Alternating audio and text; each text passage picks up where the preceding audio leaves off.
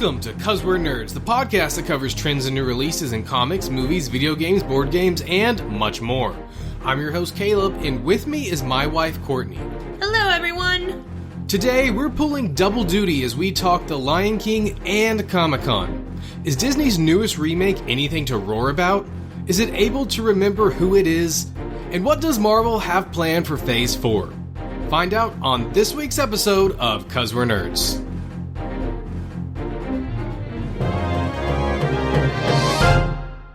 All right, Courtney, well, for the second time this summer, we are back in the land of Disney live-action, quote-unquote, remakes. Yeah. I thought you'd have something to say. Well, what do you stuck up 3. What was the 3 for? It's their third Disney movie this summer. And then you corrected you added to your sentence. Oh, so yes. I didn't correct you. Got it. Yeah. So we did Aladdin about month and a half ago or so. It came out in May. Oof, 2 months ago. 2 months ago. I mean, it was like end of May, but you know. And now we're back for probably the seminal Disney movie, The Lion King. I mean, I think that when people think Disney animation, a lot of things come to mind, but I think The Lion King is like the one, if you had to boil it down to one. Really? Yeah, you don't think so? No. What would you boil it down to? Down to one Disney movie. Animated Disney movie. Animated Disney movie. I would go with one of the princess movies, like maybe Cinderella.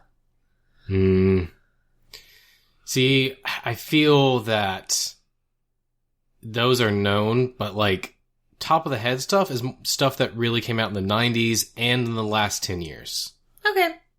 Maybe Beauty and the Beast then, because I think it's at least late 80s, early 90s for that one. Yeah. I think. I think Beauty and the Beast is 90s as well. But we're here to talk about it. We have a fantastic cast, all of which are new. Are they fantastic? We'll get into that. We'll get into it. All of which are new, except for one person, the only returning cast member from the original. And probably the best. We'll talk about it. Aww. You know him. You love him. Mr. James Earl Jones himself. I was going to make a Darth Vader joke, but I decided not to. As Mufasa, he returns here to pass the torch to the new cast for this new iteration. Directed by Iron Man 1 and 2's own Jon Favreau, Mr. Happy Hogan himself. That's right. So, Courtney, you ready to jump into this? Yes. All right. So, going into this, where was your excitement level? Were you, like, super hyped? Were you like, I don't really care? So I'm gonna mine is kind of like broken. So originally I was like, oh, it's The Lion King. I really enjoyed The Lion King as a kid. That's gonna be fun. But, like, I wasn't super excited. And then I saw a clip of Timon and Pumbaa when they find Simba out in, like, the desert.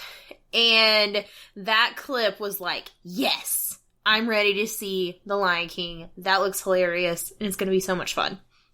So I was definitely more excited when it came time to actually see it. But prior to, I was like, it's okay. I'm the opposite. All right, go ahead. I had, when it was first announced and everything, I didn't really care. And then as it was getting closer, my excitement kind of started to build. And there was a point where I would actually say, oh yeah, I was excited for it. Like, I think it's going to be really good. And then we were on the plane, and I watched Jon Favreau's other live-action Disney remake, The Jungle Book, and my opinions changed drastically. Yes, I know they did. I kind of wished you had watched a different live-action Disney movie, like Beauty and the Beast or the Cinderella one. Beauty and the Beast is probably the better one out of them prior to, like, Aladdin. But, yeah. Yeah. Sorry. Yeah, so that really plummeted my expectations. Mm-hmm. And then as reviews and first reactions started coming out, I didn't really feel anything. I still kind of wanted to see it, but I didn't really have a drive to go see it like I did before. Yeah. The general consensus from the reviews were, visually, it's great. There are some problems other places. Gotcha. Yeah, and like my excitement for it didn't really come into play until about a week ago. Okay, so pretty recently. Yeah, so I mean, like it wasn't really until I saw that clip, because for the most part, I'm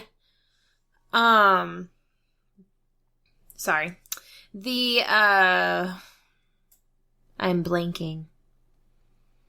The movie. No, the like trailers, posters. Marketing, thank you. The marketing for it had been very limited. Not like, as in there wasn't a lot of it, because there was, but like, they were purposely not showing certain things. Like, I think out of all the marketing, there's never a point where you actually see like older Simba talk or older Nala talk. I think like they kind of kept that back for a while on purpose and probably for good reasoning. But about a week before the movie came out, they started releasing a few extra things, like the Timon and Pumbaa thing, and that's kind of what got me really excited, as I said before. All right, so we saw this yesterday, so we've had roughly a day or so to ruminate on this at I think it was 1:30 showing in the middle of the day in IMAX, not 3D, which I was kind of happy about. And we didn't have any issues with the screening. We've had some issues lately at a lot of our screenings, but it pretty much started on time. There wasn't any real audio issues. The only issues we ran into were the multiple number of kids, specifically babies in the audience, that decided to cry and scream during the movie.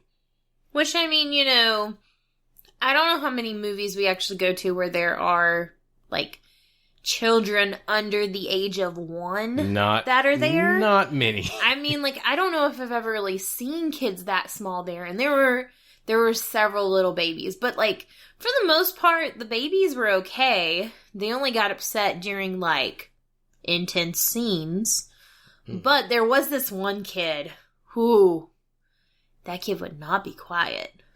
So I gave Caleb a rule: no more kid movies middle of the day where there would be kids, because you know that would be crazy to go to a kid movie and not have a lot of kids there. Yeah, it was good for you. I mean, I question whether this kid should be in there because of how loud it is. But that's a question for another day. So, for this, everybody knows The Lion King. The Lion King has been out for 20 years at this point. But what if they don't? What if they don't know what The Lion King is? Then go watch it. All that to say, we are not going to do a no spoiler section. We're just going to do full on spoilers. Yes. As Courtney celebrates over here. I hate spoiler sections. They're so non-spoiler hard. sections. Yeah, whatever. That's what you know what I mean. I hate having to worry about it. She hates having to think before she talks. That's why she's constantly getting in trouble. That is a joke. Anyway. All right, so we're just gonna go straight into it.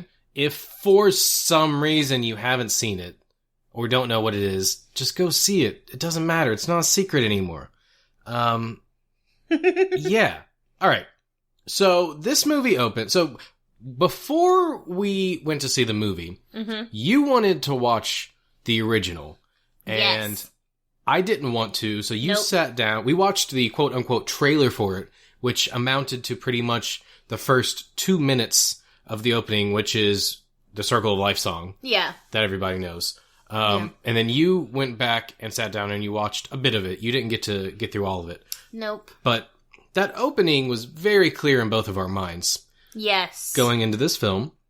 And we get into the theater, and what do you know? The opening is a shot-for-shot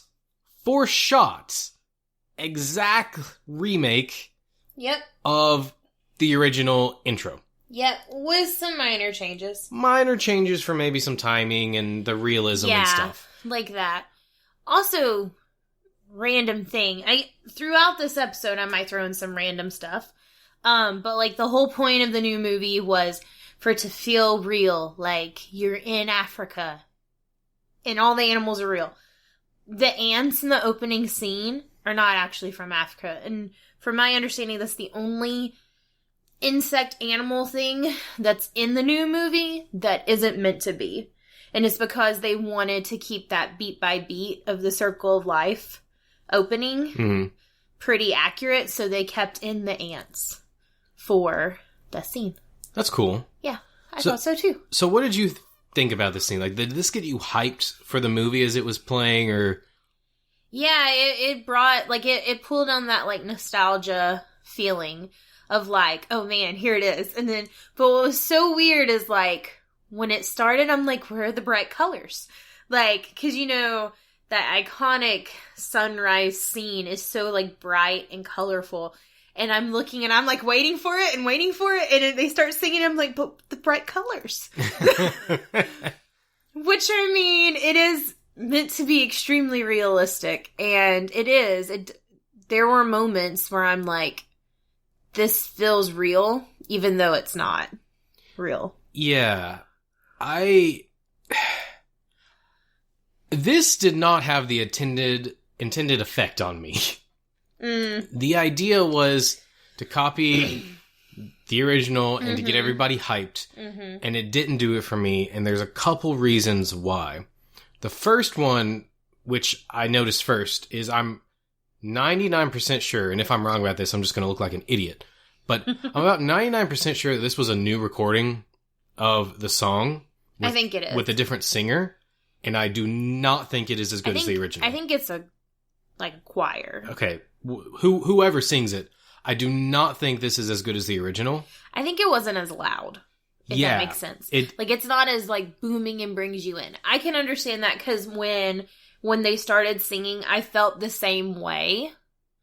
But I kind of just, like, put that to the side, because I guess in my head I was playing, like, what I was used to hearing. So, yeah, you're right, it's not as loud, it's not as booming. There's also some, like, inflection and flow of it that is just a little bit off. And when you're trying to do the opening exactly like the animated with this music, the fact that the music is off really throws a wrench in it. Okay. If they had done the opening differently and it wasn't a shot-for-shot translation of the original, I don't think it would have bothered me. Gotcha. But the fact that they were trying to do that, that really put me off. The other thing, this small thing, it didn't really put me off, but I was like, oh, that's not as cool. When they show the sun at the beginning, it moves so fast. It doesn't like the first shot of the original. It's like actually rising and, it's taking time. This one, it looks like they put a camera up and did a time lapse. They might have. Well, they didn't. This is all CG. Oh, yeah. Well, we should not all of it. There's some that's... This is all CG. Are you sure? I am positive. All of it? All of it. We should make that note now. This is a quote-unquote live action. That's not live. It's not live. None of it's alive. All of it's fake. It's all numbers. It's dead. It's the Matrix. Dun, dun, dun, dun. But yeah, so I had some issues with that, and then another issue that I quickly realized in this opening scene. Are you sure? Because, the scene like that with the sun, and then there's another scene where, they're going around the tree, and it's nighttime, and you see the stars, and it's like a time-lapse, there. It just felt so real. Yeah, computers. Man. So the other thing that I really noticed here that... Well, I started to notice it here, and as the movie went on, it actually started to become a problem. And this is going to be one of my issues with the film. When you translate something from animation, or from any medium into a new medium, you have to consider the differences between those two mediums.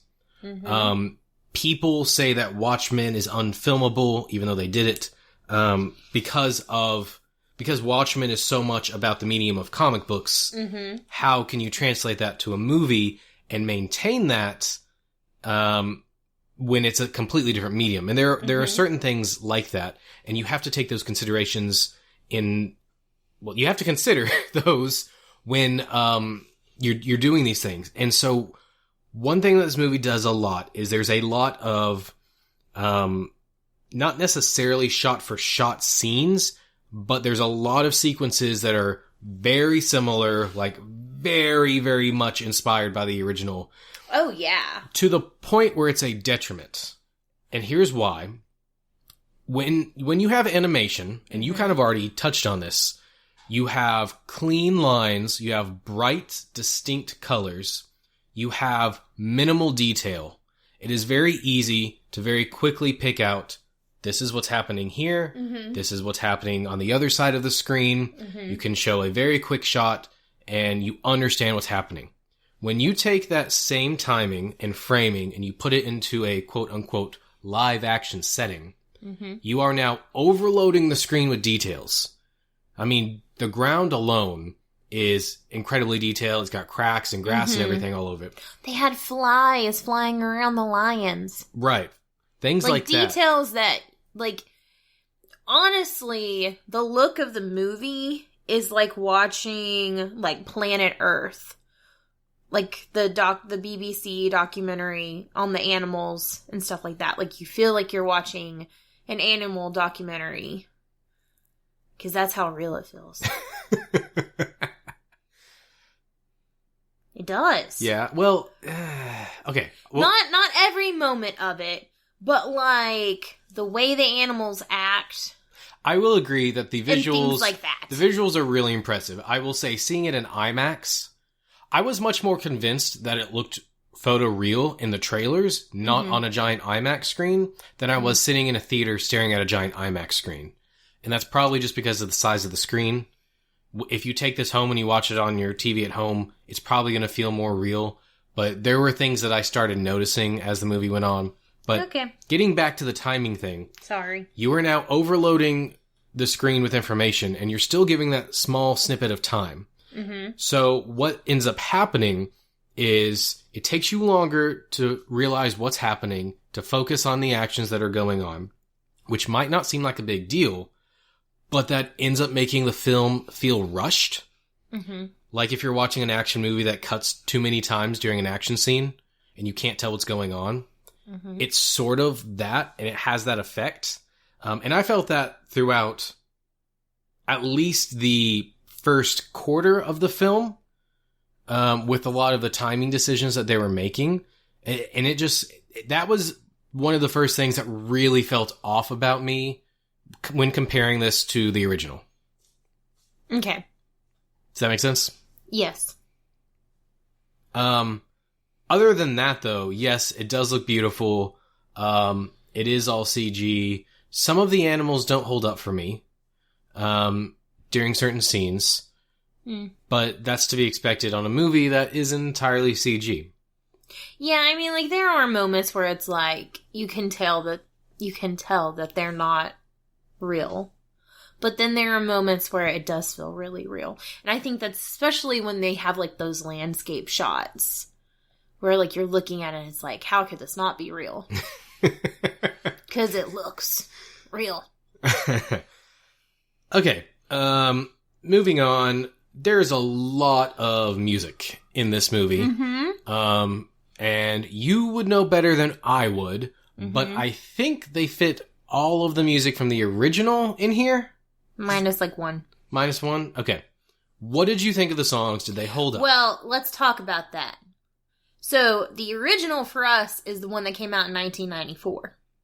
Disney re-released the movie in 2011 with a Diamond Edition, which is what we have on DVD. And as you said earlier, I started to watch it before we went. And I'm watching it, and Zazu shows up to Mufasa, and he's like, I have the morning report. And then he starts to sing. And I'm sitting there, and I'm like, Zazu doesn't sing at this part in the movie. What is happening right now? And he's going on, and he's like, it's this full number. And I'm like, what is this? I had to look it up because I'm like, I know this is not on the VHS that I watched growing up.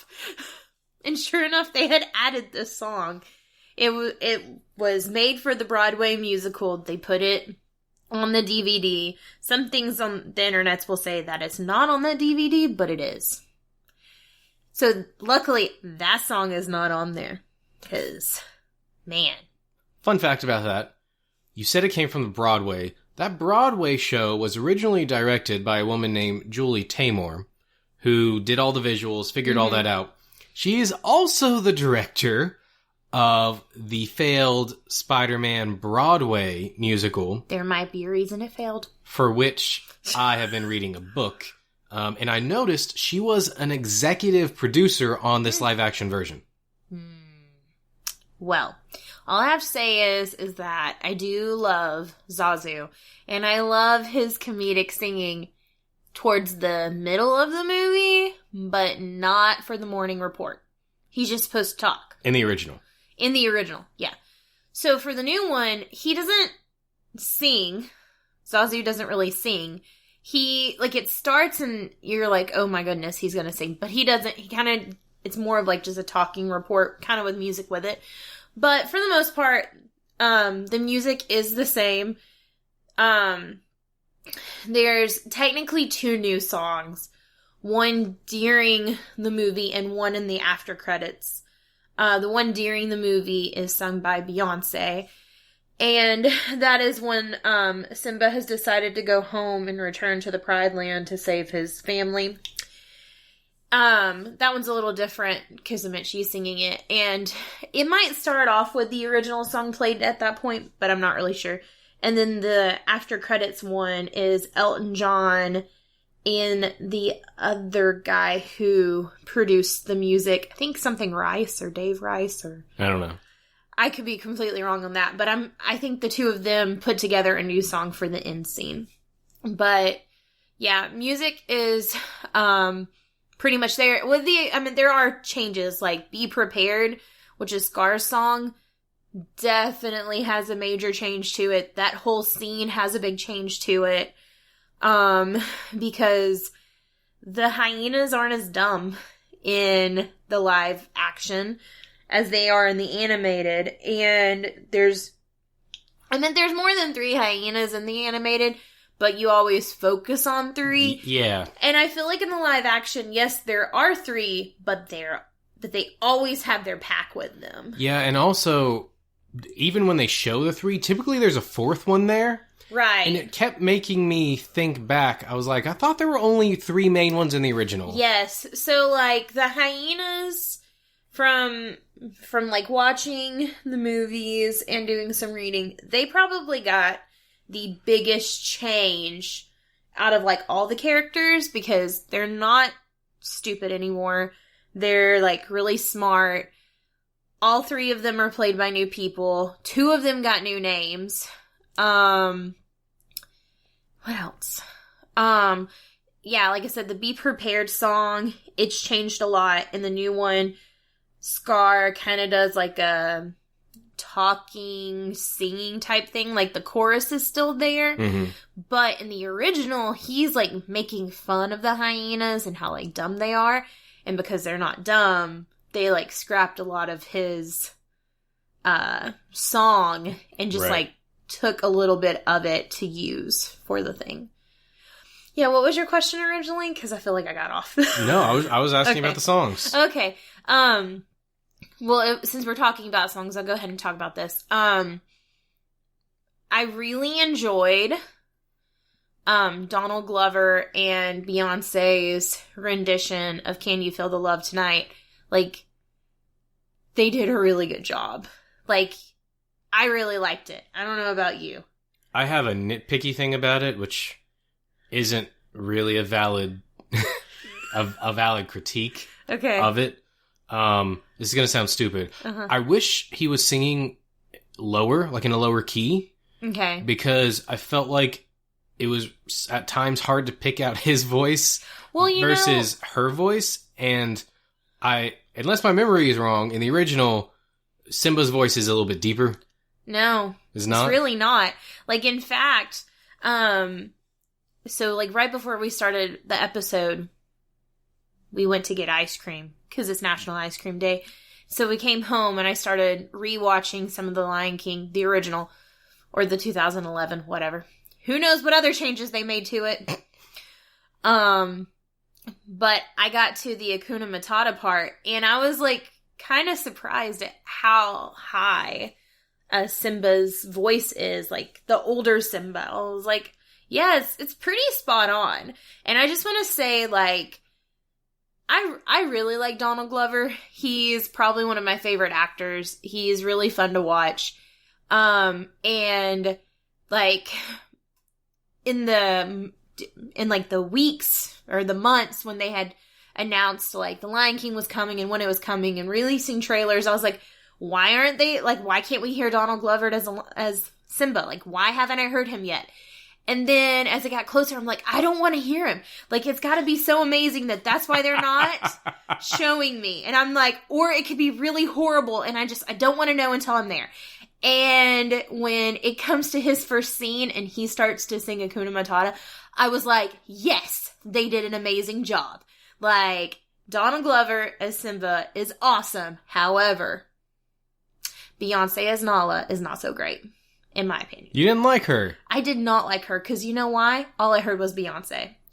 Okay, so as someone that doesn't follow music and... this is going to make me sound really uncool. Doesn't know what Beyonce sounds like? What? I had no problem with it. Oh, whatsoever. No. I just, like, the whole time I'm like, that's Beyonce. And not, like, I mean, Beyonce's fine. I know people love her. But, like, that's all I could think about during, like, her scenes. And I didn't feel like her voice fit Nala. Like, when I think of Nala, that's not the voice that I expect to hear. Well, I guess that's the main difference between you and me is I don't even remember Nala as a character. So, man. So long as it's not something that sticks out like a sore thumb, I'm not going to notice. Fine. Well, it's very different. So, you know, whatever. But yes, I did enjoy their version of, I know I keep like hopping, but as I think of things. But I did like their Can You Feel the Love Tonight? I also really loved Hakuna Matata. I liked the kind of differences towards the end of it, with Simba not wanting to finish singing. So yeah, that I guess would be music. You want to talk about characters? I didn't talk about music. Oh, sorry, go ahead. All right, I have... You asked me. I did ask you. I have one thing to say about music. Okay. And I think that it gets better as the movie goes along. In fact, Yeah. Most of my critiques are in, like, the first quarter. Mm-hmm. And I don't think it's because I was getting used to it. I think it's because it gets better as the movie goes along. I would agree with that. But a lot of the first quarter of the movie, to me, felt really soulless. Like... I think I know why. You think you know why? So, I've been watching several little videos on, like, the differences between the two movies. And I noticed most of them. But one of the things is in the animated, they have eyebrows. Oh. It shows emotion. Yeah. Okay. I've got this on my list. Let's talk about this now. Okay. So this is an issue and it's not an issue. Here's my thing with it. They don't have to have eyebrows. No. But what they didn't do is they didn't portray any emotion that wasn't like anger, frustration, and I don't anything that a true lion wouldn't experience is what they were going for. But it doesn't make any sense because there are things in here that happen where you can feel the emotion, but when it comes to actual scenes that really need to work, like when Mufasa dies, right? Simba's face looks like a blank face. Right, like it's not, like, in fact, I thought I was going to get really upset when Mufasa died. Like, I was prepared for little tears. The thing that was more upsetting was hearing, like, the 4 or 5-year-old at the end of our aisle saying, "What's wrong with his dad?" I'm like, oh my gosh, did the parents not tell him that the dad's going to die in this movie? Like, he's like, "Mom, what's wrong with Dad? What's wrong with his dad?" And I'm like, oh no. That was more upsetting. Yeah, like, so I don't get it because for example, let's take sadness or something. Sadness, typically, you've got a furrowed brow on your forehead. Notice those eyebrows? Well, it doesn't... I said brow, know. not eyebrows. Just the brow, Right. which they have. And there are other facial expressions they make that have that. So I don't know why they could not do that for this. And I think that not doing those, because you were trying to make it as live action as possible, is a absolutely terrible decision. An absolutely terrible justification for it, because you're making a movie about singing lions. Someone got really intense there. Sorry. Also, to add to that, I think the reason the first half is a little, like, as you said, emotional, soulless, whatever, is, I think, young Simba and young Nala, like, because you can't see the physical emotions on their face, I feel like maybe the actor and actress have a harder time portraying it. Whereas, like, because I feel like the emotions, you can feel the emotions better once, like, Simba is older. Like, you feel it in Hakuna Matata through the rest of the movie. Like, I feel like you feel the emotion, you feel the anger, you feel the sadness, you feel the love. Like, I feel like you feel that. You feel the love tonight? Yeah. Can you feel it tonight, Courtney? No. Ouch. I feel like you feel those things more in that part of the movie than you do at the beginning. And, I mean, like, they don't add... I don't think they necessarily add more emotion, like facial emotions, to the animals as they get bigger. I think it could be either the acting, not that the kids didn't do good, but that's the only big difference I can see between them. Also, young Simba as a baby is adorable. Like, everybody's gonna want to go out and get a little baby lion cub because he's cute. I think that you might be right about the actors. I really enjoyed young Simba and Nala. I thought they did a really good job. Yes. I honestly think that not emoting, like, this is the biggest complaint I've seen online. The reviews are, looks great, lions can't emote. And I think that... Even the thing that I was watching, it talked about, like, because they were focusing so much on the live action and not allowing the animals to show, like, emotions that humans would, like, you know, despair when Mufasa's dying, or, like, pure happiness, and having, like, the eyebrows, and even, like, their eyes are different.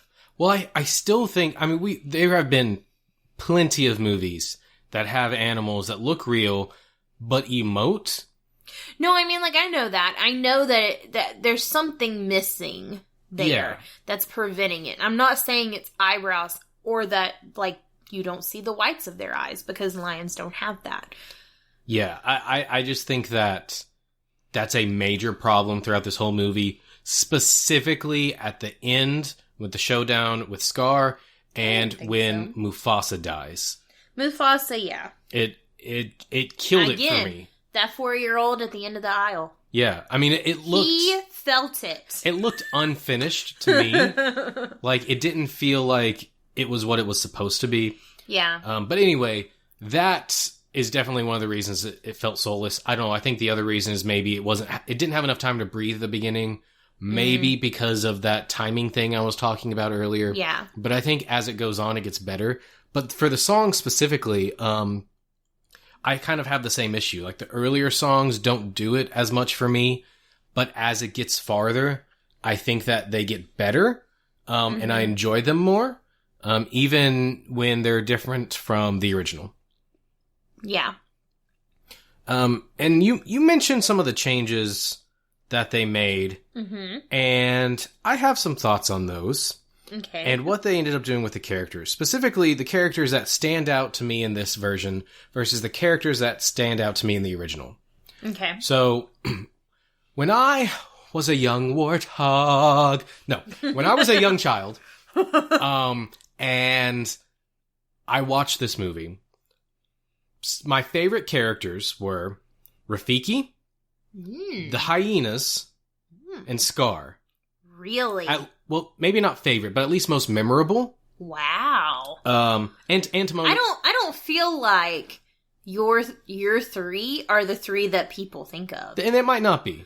Because, like, when I think of The Lion King in my 3, it's definitely Simba, Timon, and Pumbaa. So, maybe I should clarify. Maybe it's not the ones I think about so much as the ones I thought were cool. The ones that stood out to me. Plus, I like the evil characters. Plus Timon and Pumbaa. Rafiki's not evil, and neither is Timon and Pumbaa. Okay. So those... The other 2 are. However many characters, 7 characters or so, I really liked. I liked how the hyenas were hilarious. I really liked Scar and his kind of calculated evil. Rafiki was cool because he was like the shaman-y type character. And then, Timon and Pumbaa, everybody loves him. Right. But in this version, several of those characters I just do not care about anymore. You already talked about the hyenas. I don't care about the hyenas. I absolutely do not care about the hyenas in this movie. I don't think they're funny. I don't think they're menacing. Except for that one. Even the dumb one is not very funny. I don't think they're menacing. I think they really missed out on a chance. When I heard they cast Keegan-Michael Key as one of the hyenas, I was like, that's genius. This is going to be hilarious. But they didn't use him for that, like, at all. Why would you cast him as a hyena? Because he's trying to get in everything. And not let him do his thing. He was in Toy Story? He was in The Lion King. But he was funny in Toy Story. I just feel like he's hopping Disney movies. The hyenas really made me sad because... You know what? He needed to remember who he was. No, they need to let him remember who he is. That really disappointed me because I really, really liked the hyenas in the original because they're funny and because they're dumb. And they took that away here. And as I said, they're not menacing either. So why change it? Rafiki, I feel like, is the shaft in this movie.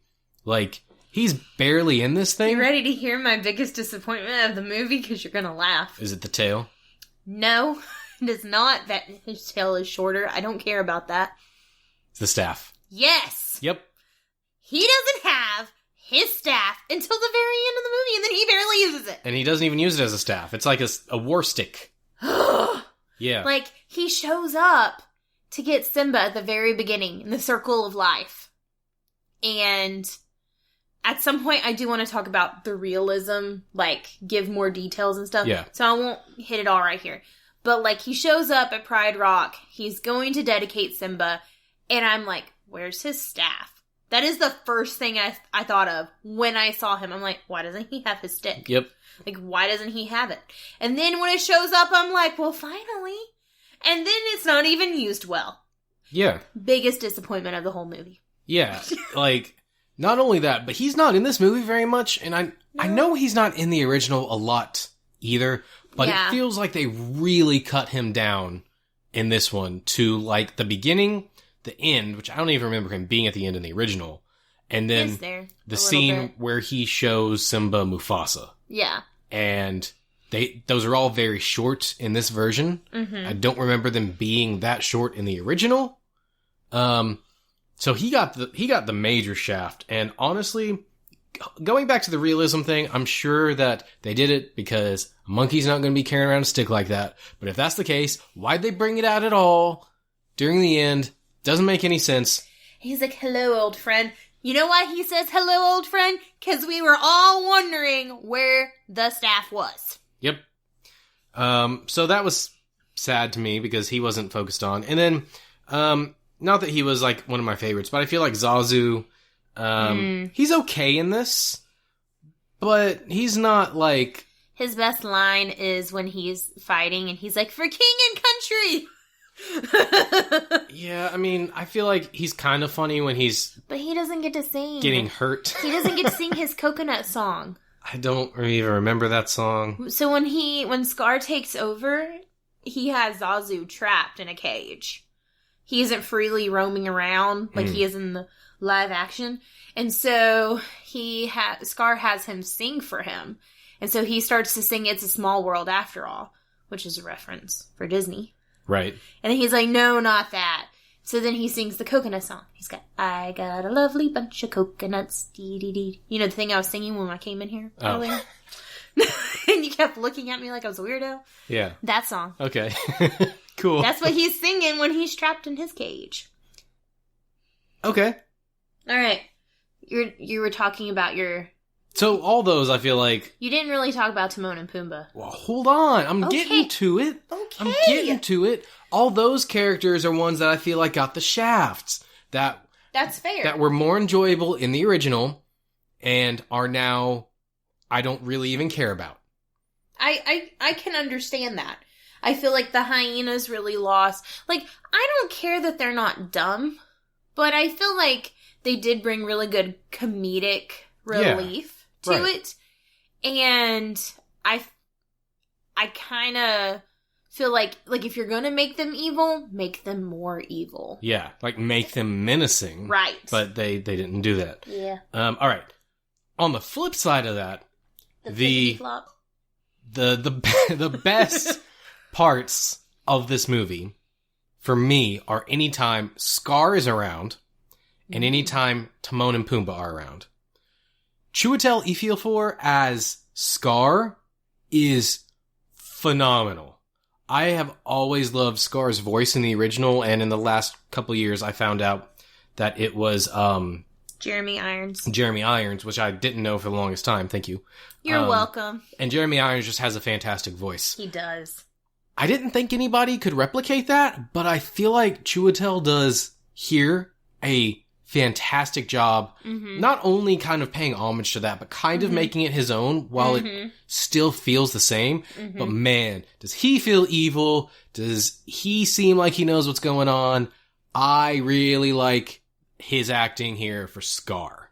I agree. And my question is, do you like how Scar looks? Because I know that was one of your big things for a while. You're like, Scar isn't going to look any different because he's the same color as all the other lions, and you're not going to be able to tell the difference in him. But man, he looks like he has been scarred. Yeah, I will say watching it was a lot easier to see the difference. Yeah, he's the mangy looking one. Yeah, right. I think when they did the posters and it was just the front of them, it's hard to tell. But seeing him from the side and everything, like it was not an issue for me to keep up with the characters in this movie, except for the lionesses. I think they're a little bit harder to keep track of. Yeah, because there's not really distinct differences for them. Yeah, there's small ones on the face. Yeah, and I could kind of guess. But otherwise, yeah. But all the other characters, I didn't have an issue with. And then Timon and Pumbaa, obviously, they're hilarious. I didn't realize Seth Rogen voiced Pumbaa until after the fact.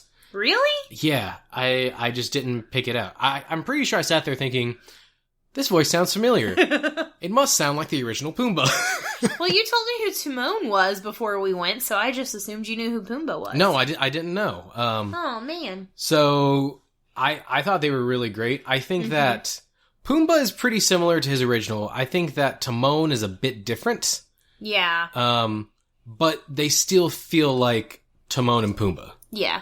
Yeah, and they were funny. I mean... Oh, yeah. They were really funny. Can we name him Fred? I liked that they were allowed to improv some. Yes. Because that was all them, not...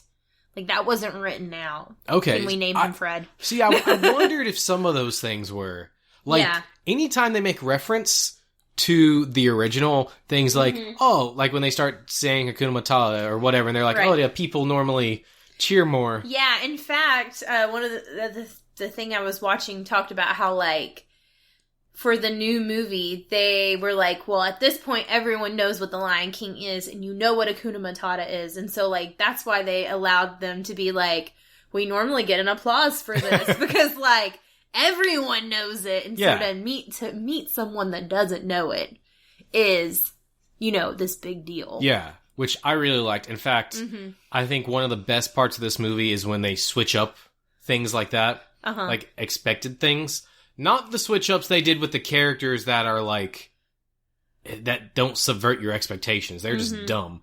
But, like, during the songs, like in the original when Pumbaa gets cut off and he doesn't cut him off, and they're not like, in front of the kids. you're not gonna cut him off, or when they're... Where he's like, are you not gonna stop me or something like that? Like when they're making reference to the original in a funny way, I think that is much needed here. Yeah. And it really brings a lot of levity and fun to the movie on the second half. Yeah. And I really enjoyed that. Yeah, I would agree. I do too. I think they bring really good comic relief. And I will share now my favorite part of the entire movie. And you're going to think it's funny, just like you think that the staff is funny, that's what upset me. This is what I think is probably one of the best parts. And it connects to the realism of this movie. And so, the scene where Timon and Pumbaa find Simba in the desert, and Timon's checking him out, and he raises his lip and he can see his teeth, and the way he like jumps up with his tail sticking straight up, that's so perfect. Because that is exactly what meerkats do. It's like so adorable and cute. It's like, I love it. You're right. That is my favorite. Well, I do think that's funny. It's one of my favorite parts. Every time I saw it, like when I saw it last week, when I saw the little preview of that scene, I was like, that is amazing. Because for a long time, Animal Planet had this meerkat show. It was like Meerkat Manor. Yeah. And they had like cameras set up and you could watch them and realize, and that's how they would react. And it's so cute. It was so real. Yeah. That's one of the best parts. Okay. I mean, okay. Just saying. So like, it was funny. While we were watching the movie, I had, like, that one disappointing time. Like, he didn't have his staff. Rafiki didn't have his staff. And then it comes to probably one of my favorite scenes in the original animated. And I'm like, if they don't have this scene, I'm going to be disappointed. Like, it will have ruined it. Because I need that scene. And it's the scene where they're going to use Timon and Pumbaa as live bait to get back into Pride Rock. And Timon and Pumbaa dress up and do a luau. Oh, yeah. That's one of my favorite scenes. And so, like, they don't dress up to do a luau. And it's okay. I wasn't as disappointed as I thought I would be. They made it up to me. Timon started singing Lumiere's Be Our Guest with the perfect opening in his French accent and everything. And I'm like, okay, I'll take that. It's not my luau, but I will take Be Our Guest. I'll take it. It's good. From Beauty and the Beast, for those of you that don't know. If you don't know, you need to know. I don't know if they can hear that. If you don't know, you need to know. Yeah, I mean, that was funny. I know you leaned over to me and were like, this is from the thing. And I was like, yeah, I know. I know. We'll see. Maybe you were one of the people that didn't know. And then, like, I thought the ending felt epic. Mm-hmm. It was a little weird. I don't know. I don't really know how to put into words what I'm thinking, but, like, in the original, and it was probably because I was a child, to be honest, it felt more real the way they were fighting versus two lions just kind of jumping up and hugging each other in this fake live action version. A little bit of that I was like, I mean, that's probably how they would do it, but it doesn't feel as threatening sometimes, you know? Mm-hmm. Like, it feels more threatening when they just kind of slash at each other or bite each other. Mm-hmm. But that's not really a complaint. It's just a thing. Yeah. I can understand that. But yeah, that's kind of mostly what I had to talk about with this movie. I think it's an interesting way to do it. Mm-hmm. I think Aladdin took the route of let's remake the original exactly for the most part. And it worked really well. And I think this one took a similar route, but because of the restrictions they put on themselves. See, I feel like Aladdin was not as beat by beat as this one is. It wasn't as beat by beat, but I feel like in terms of spirit and tone and fun, they very much tried to keep all those things. And I feel like they tried to remove some of that from this one. I will say, like, there were some moments that I did enjoy. I did like when Simba was talking about the circle of life, and Timon and Pumbaa are like, no, it's like a chain, like a line. Yeah. I thought that one was pretty funny. Also, I think it's a little weird. I didn't really care for them. Not that it hurt having them there, but I preferred Timon and Pumbaa living on their own and not having these random animals living with them in the same area. I mean, it makes sense that there are other animals that live there, but in the animated, they don't have all these extra friends. However, I did like having the extra friends there when Simba's walking in. He's like, I'm starving. He's like, got any zebra or an antelope? And like and these animals are like, oh no. That was funny. It was good having them there for that. But yeah.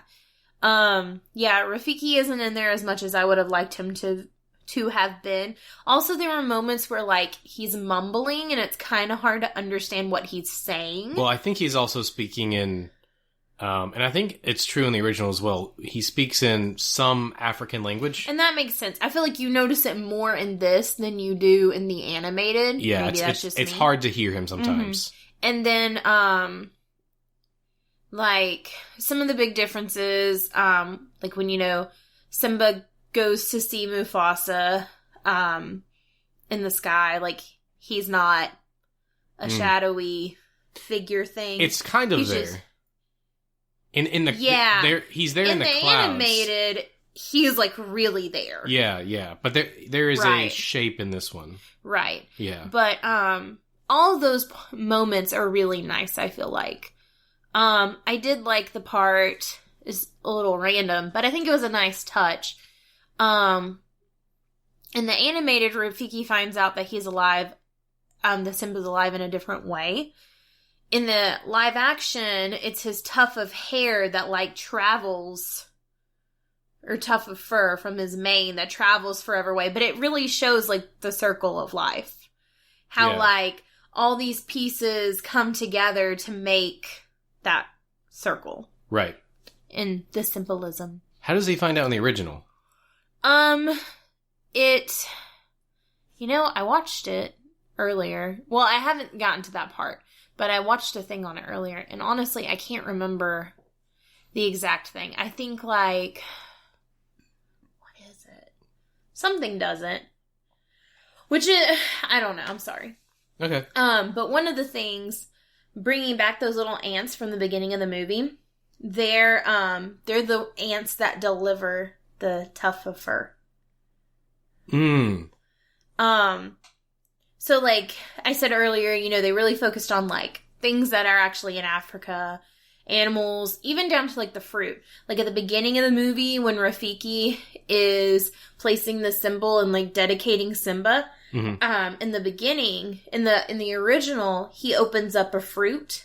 That's what I thought. Yeah, so that fruit is actually white on the inside and doesn't produce a red juice.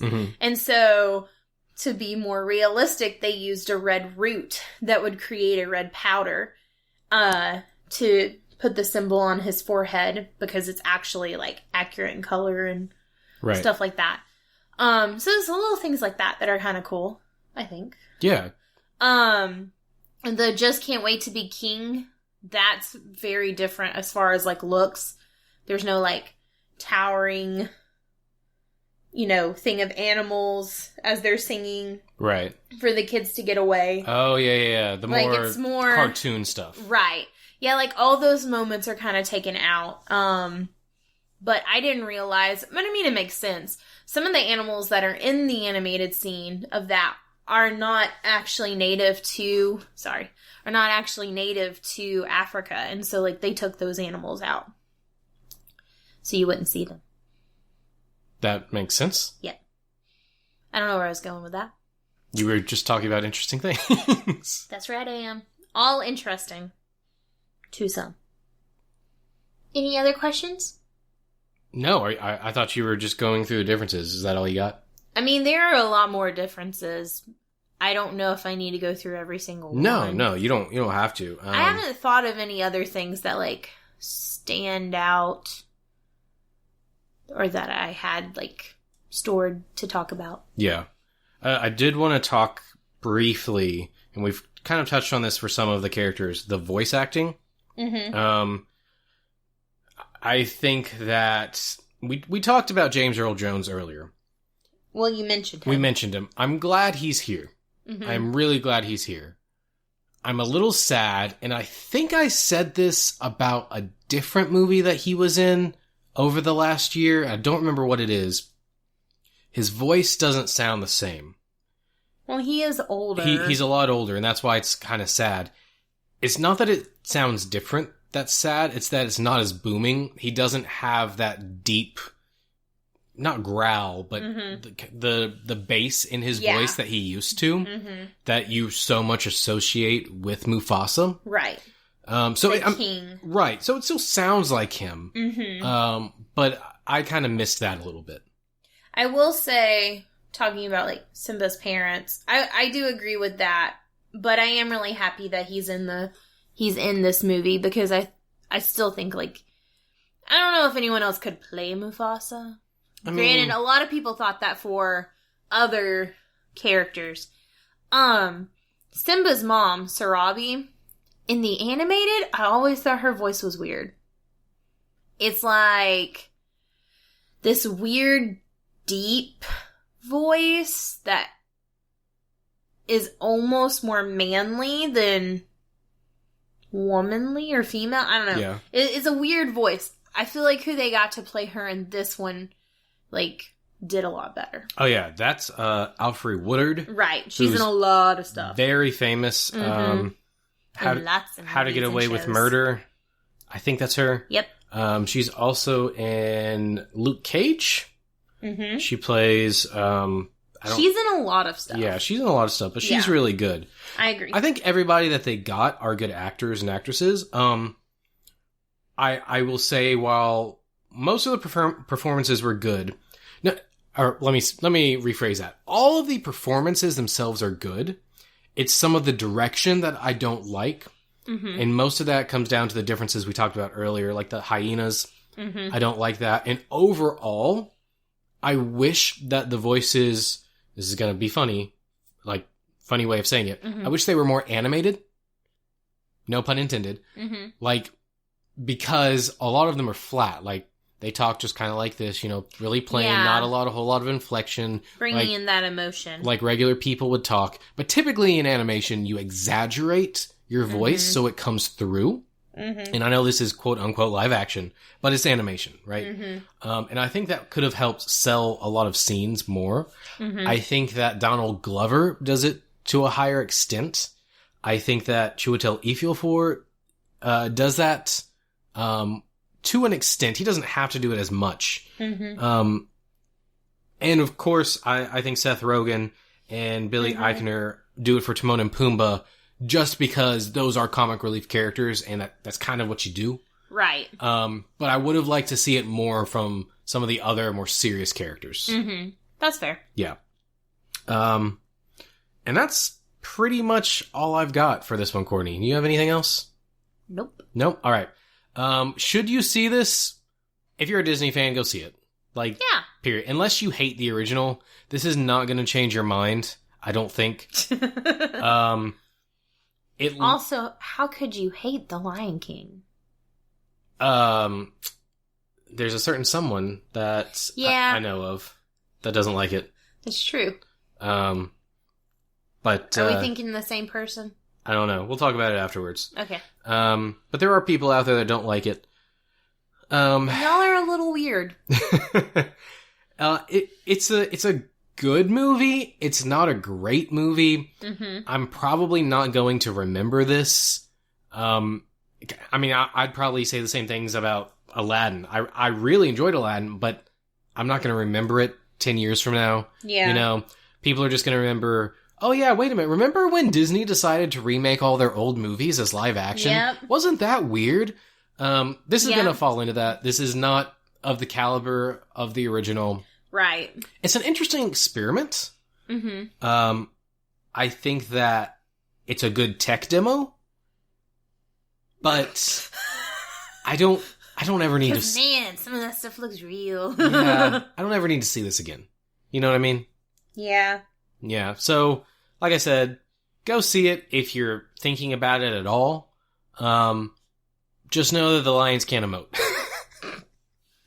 Okay. What about you? Similar to how you feel, but I will probably see it more than you will. Okay. That's just because it's me. Yeah. And I like Disney. All right, well, there you go. As for how you could see it, however you want.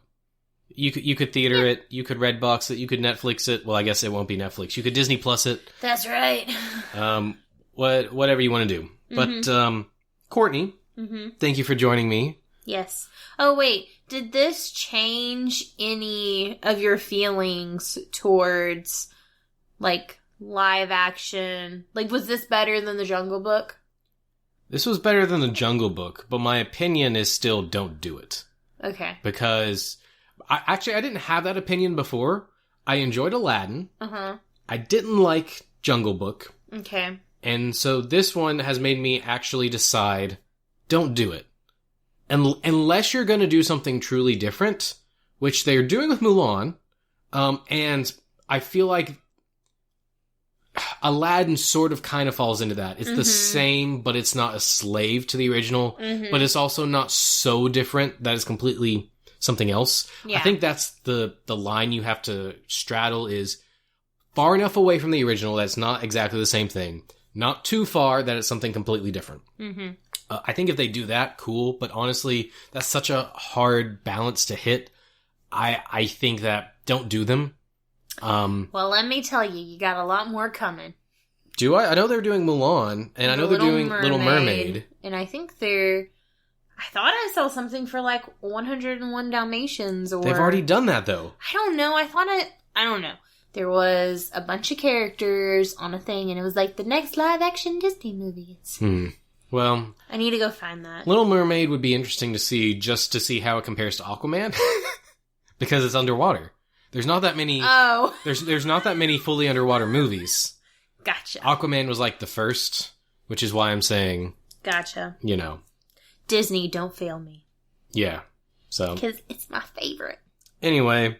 Well, Mulan's one of mine, and I don't know how I feel about it, so. You know, when we watched the trailer the other day at the house for Mulan, I was like, a little disappointed.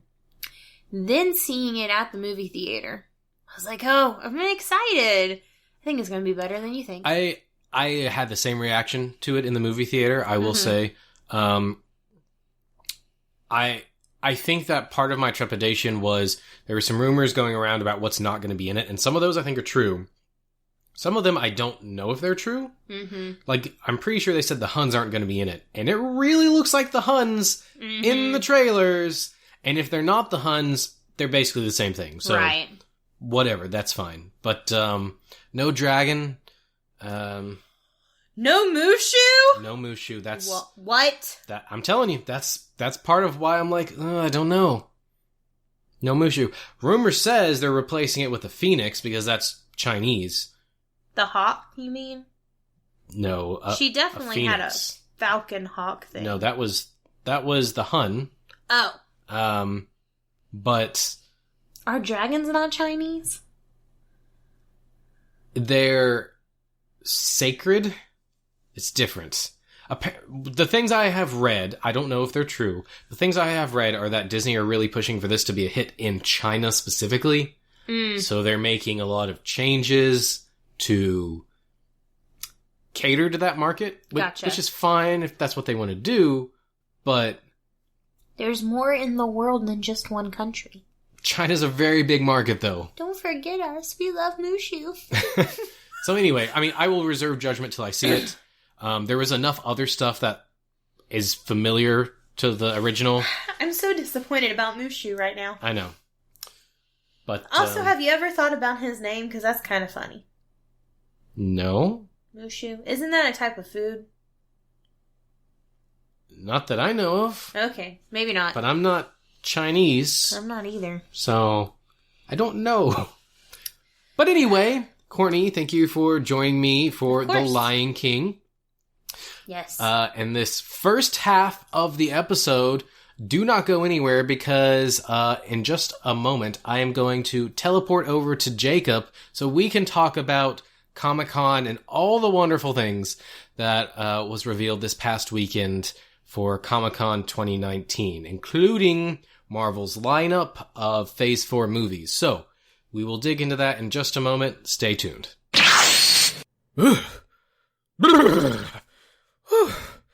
Jacob, you there?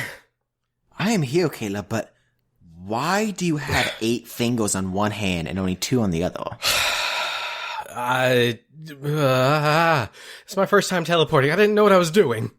Okay. Just give it a few minutes. It'll come back to you. Wait. Are you saying my fingers are just gonna fall off?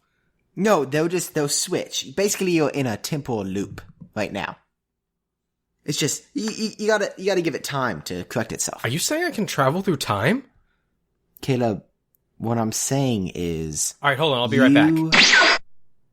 You'd be really good at video games now with 8 fingers on one hand. Like, your shooting would be fantastic. Jacob! We have to stop the release of the new DC movies. I know this makes no sense, but the world will end if we don't stop that release. I've Seems seen iffy. the future. So have I. Back to Future 1, 2, and 3. They were fantastic. They told me this would happen. They told me no one would believe me. Caleb, see, if I knew you were from the future, then you would just create a giant loop, because that's not actually how time travel works. You don't know how time travel works. You've never time traveled. Or have I? Hello, son. No, I'm just kidding.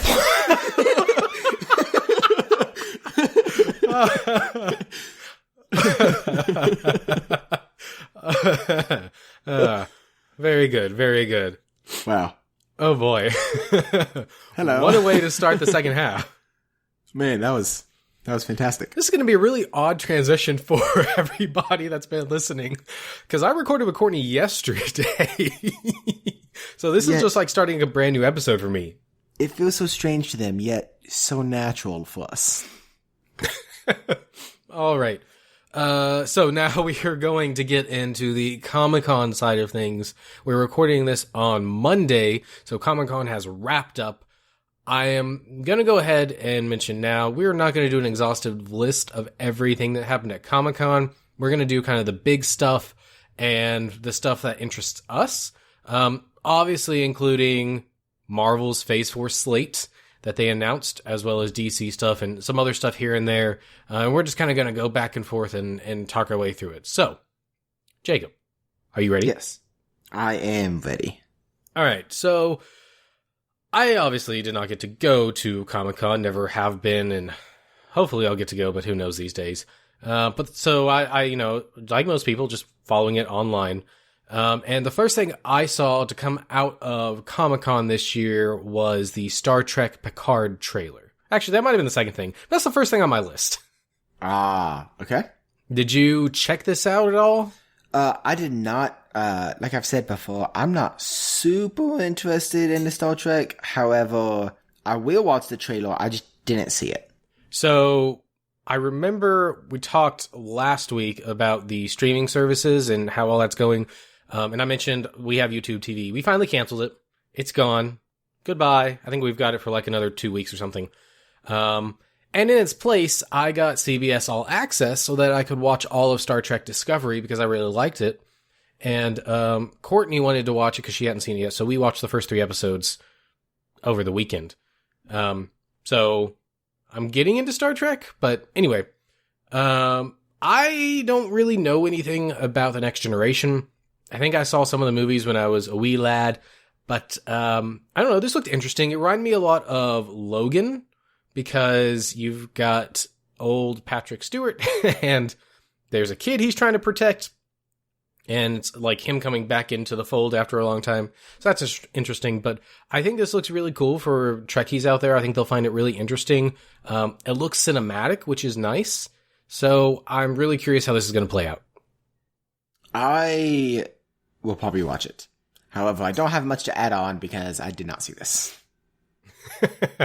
Also, Jacob, by the way, I've got my list. I know you've got some on yours.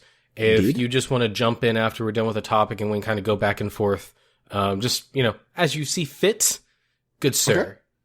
Okay, I will make sure to cut you off in the middle of what you're saying. To jump in. Fantastic. That's how we do it here at Cuz We're Nerds. All right, the next thing that I saw, which actually I think was the very first thing that I saw, is something that I've been looking forward to for a while, is the trailer for The Witcher, the very first trailer. That is the very first thing on my list, actually. Yeah, what did you think of this, Jacob? So I thought this was interesting. Starting out, when it first thoughts, as soon as the trailer comes up, I was like, this looks good. It doesn't look cheesy. The makeup seems very good. Henry Cavill does look like the Witcher, Geralt. However, I don't know. The story seems a little weird. And maybe that's just because I'm coming from the games and this is not based off the games. It's based off the books. Wait, have you played the games? Oh, yeah. What? Yeah, I have The Witcher 3. I love The Witcher. I feel like we've had this conversation. Maybe, but you've time traveled, so maybe, you forgot a little bit. I'm my younger self. Indeed. No, but, yeah, I've played it. I really, really like it. In fact, I want to get back into the game. I never beat it. It's just such a long game. However, it's a really good game. So watching this, it seemed a little weird. They didn't take it the way that I thought they might take it after hearing it was going to be based off the books. However, I'm excited, but I'm trying to keep myself from getting too excited. Okay, so I'm coming at this from a very strange place. I don't really know The Witcher. I started the first book. I don't know if I talked about that last week. I don't think I'd started it yet, but I started the first book in the series this past week. And I've read about 30 or 40 pages of it. And I've really enjoyed it so far. That's pretty much all I know. I've never played the games, except, and I was going to talk about this at the end, which I still probably will a bit, but to mention here, I did start The Witcher 3, also over the weekend. Nice. I put in, 6 or 7 hours over the weekend. So I'm brand new to this. And so I have very little reference when watching the trailer. But I really, really liked the trailer. I will say that it definitely gives off a Game of Thrones vibe. Like, It's got that production quality and it looks really good. There were a couple shots here and there that I don't know if it was the cinematography. I seem to remember there being like blurring on the edges of the screen or something. Something was weird with it. And I wasn't sure if that was just me. Overall, though, it looked really good. I think that Henry Cavill looks fantastic as, which I found, it's not, I think I've told you wrong. It's not Geralt, it's, Geralt is actually how you pronounce it. I'm not very good at pronouncing it, so I should say Geralt. Well, I've been saying Geralt for a while because I didn't know, but having played the game now, it's definitely Geralt. Yeah, I just can't say that very well. Sure. But anyway, like it's, okay. Obviously he looks a lot better than he did in that initial costume test. Thank goodness. But I also think he sounds like The Witcher. I don't know what he's doing to his voice, but he's got that really low, kind of dry, raspy voice that The Witcher has, which I was really impressed with. No, yeah, I agree. The one weird shot in the trailer that I thought was when they showed his eyes. And his eyes kind of look like he was demonic. Something? Seemed a little weird. There's something in the game you'll get to that I wonder if they're trying to do, and it just seems a little weird. So in the book, and this is what I think you're talking about, the Witchers have potions that they can drink, which increases their physicality, their senses, whatever, what have you. And he's already drank one in the book, and I think it turned his face like blue, pale blue or something. So I'm assuming this is the result of a potion that has changed his eyes, maybe the one that lets him see in the dark. Maybe. I don't know. I'm interested to see how they do it, but like you said, I definitely think he looks good, and he does sound like The Witcher. You're really right. It's really cool. in fact, Coy, Courtney's brother, made this statement that he thinks if this fourth season goes well, this could easily be the next big show, the next Game of Thrones, because they have so many stories to pull from. The Witcher has such a huge background, and there's tons and tons and tons of books they can pull from. And with Netflix's quality of those shows, I think that this could easily bring over fans from Game of Thrones. Yeah, I've thought that for a while. And it was interesting playing the game. Well, I guess I could say that now. Playing the game, I realized part of it is just supernatural, but fantasy. Because, I went into this area and I had to fight this ghost lady by a well, and I had to burn the bones and everything. And it's like, this is Supernatural, the TV show, but fantasy. So, I think it's approachable for a lot of people, even though it's still fantasy. And I definitely think it could be the next big thing. I'm curious to see if it will be, especially because I read that this first season is adapting the first book, which most people are confused about because it was translated really late compared to the other books, but it's chronologically the first book, and I think it was either the first or second book ever published, because they were originally written in Polish. The author's Polish. Gotcha. So, anyway, yeah, really looking forward to that. Speaking of really cool trailers, dropping, I can't remember, this one might have actually leaked, before Comic-Con. But maybe not. We got the first trailer for Watchmen. Oh, yeah. So, it's not actually the first trailer. There's been other small trailers, but this was the first.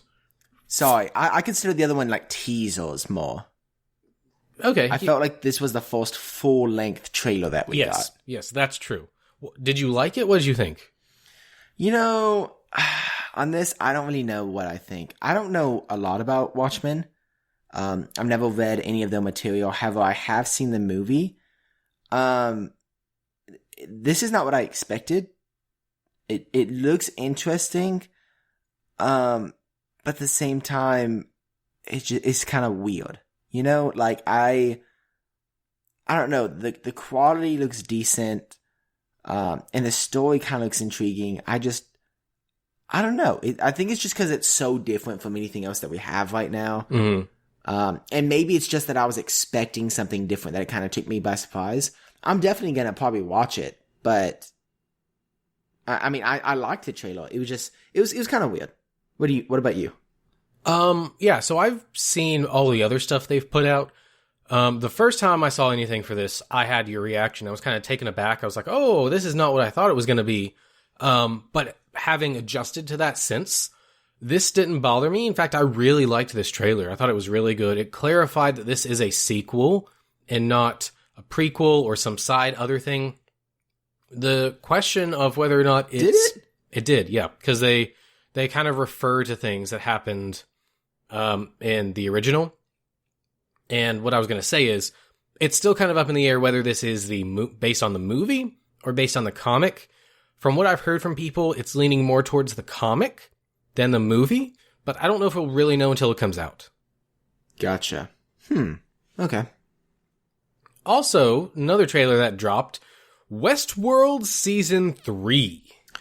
Yes, and I am very upset because I was doing a little bit of research before our podcast started, just to make sure I was in the now, in the loop, and the, being hip. And just to make sure, I wasn't missing anything huge. And somehow I have missed this trailer. I haven't seen this trailer. I didn't see any news about it on my sources that I typically go to. I didn't see anything. And I'm very upset because I want to watch it. But then I remembered I can't watch it because I haven't finished Westworld. Oh, no. I still have, I think, 3 or 4 episodes. Of Season 2? Yeah. Oh. Well, it's really hard to talk about this then. No, you go ahead and talk about I've heard of spoilers, and I'm pretty sure I know where it's going. I might actually only have 2 episodes left. Well, you go ahead and talk about it. So I'm not going to spoil anything for you.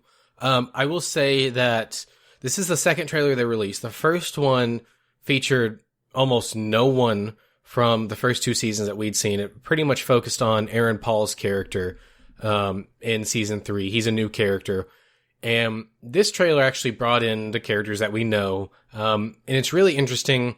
It looks like some time has passed since the end of season 2. I don't know how much time.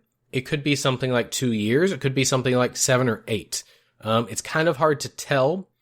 It looks to be very different from the first 2 seasons. In fact, I read an interview and the showrunner said this season's going to be much more straightforward. Season 1 and season 2 both have kind of like narrative plot device twists things that happen that audiences aren't expecting. And season 3 is not going to kind of lean on that as a device, which is interesting, seeing as that's the thing. So I'm curious to see how the show's going to transform and reinvent itself for this. I feel like season 1 and 2, even though they felt different, they still felt like one show. 3 looks like something completely different. So I don't know if this is going to be a show that continually reinvents itself each season, or if it's going to go through phases, like season 1 and season 2 were kind of a thing, season 3, 4, and 5 are kind of a thing, and so on and so forth, or if it's just going to be a free-for-all. And I'm really curious to see how that plays out. What time period is it? Their modern day? Okay. Whatever modern day is in the Westworld world. Because I don't think it's 2019. So, wait. So it's not like season 1 and 2 where they went back to the past. No, it doesn't look to be that way for the most part. There is some stuff in there with that. And I'm trying to remember what time period it was. And I don't. I remember thinking it was something I was not expecting, but that seems to be taking a back seat for this season. Man, that's one of the things I really, really like. Yeah.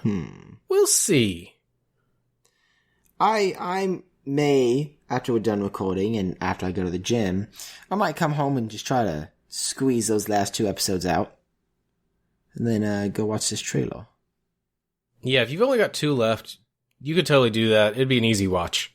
It might be 3 and it could be 4, but it's been so long, I don't remember which episode I was on. I remember the last big thing that I saw. I don't want to say it. I mean, it's been long enough. What was the last big thing? Okay.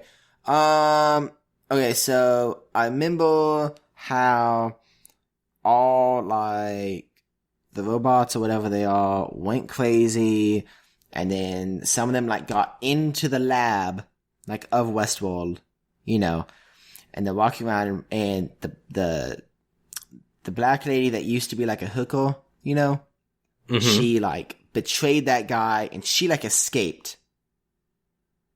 Okay. Maybe she came back. So everything you've just described is season 1. Oh, is it? Yeah. Okay. Well then, are you sure? Positive. That's the finale. Oof. Oh, no. Season 2, the whole, like, security army comes and tries to start cleaning up, right? Yep. Okay. Yeah. So, I remember them coming in, and I remember the guy, the scientist found out he was actually a robot. Okay. That's in season 2, right? I think that's in season 1. Oh man. Okay. I don't really know where I'm at then. I don't know if it's season 2. I've seen a lot since then. I can't, like, that's the last big thing I remember seeing. I was like, whoa, he's a robot, but I know I watched at least 2 episodes past that. Okay. At least. Man, that upsets me. Yeah. Anyways, I'm excited for season 3, even though I haven't finished season 2. Does it look like season 3 is a season where you would have to see the past seasons in order to understand it? It's really hard to tell from the trailer. My bet is going to be yes, because this is a cerebral series that builds on itself. Mm-hmm. I don't really think that trying to go in without seeing the first 2 seasons would be a good idea. Okay. Well, is that all you had on that? Yeah. Okay. So, moving on to trailers. We got the trailer for Top Gun Maverick. Oh, yes, I saw this. I know everybody's going to hang their head and scream at me. I've never seen the original Top Gun. You know, Caleb, neither have I.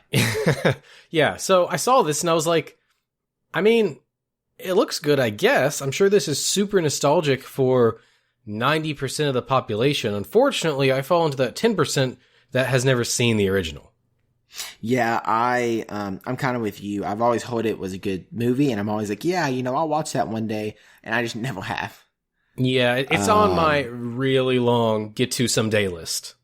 Yeah, me too. What else you got?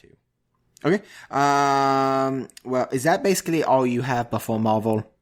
I've got a couple other things. There was some news for The Walking Dead. Oh, I did not see that. I don't keep up with The Walking Dead anymore, so a lot of this I didn't pay a lot of attention to. They did release a small, they called it a trailer. It's hardly a trailer for the Rick Grimes movie, the first one.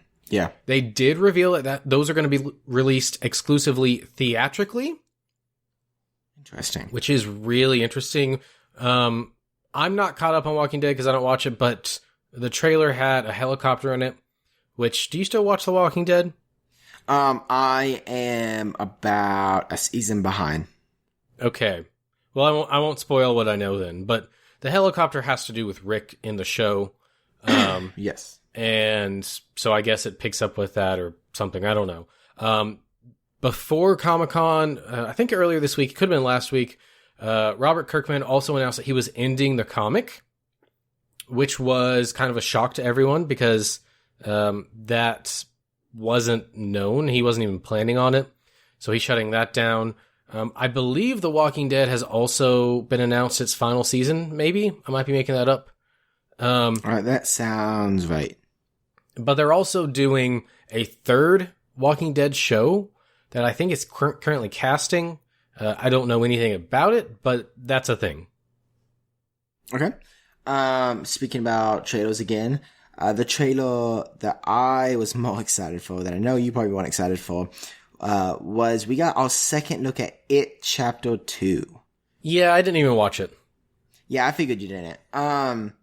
Caleb's not a huge fan of scary movies. I will say, I could probably watch them. The thing I don't really like about scary movies is the jump scares, and as I understand it, it doesn't really have jump scares so much.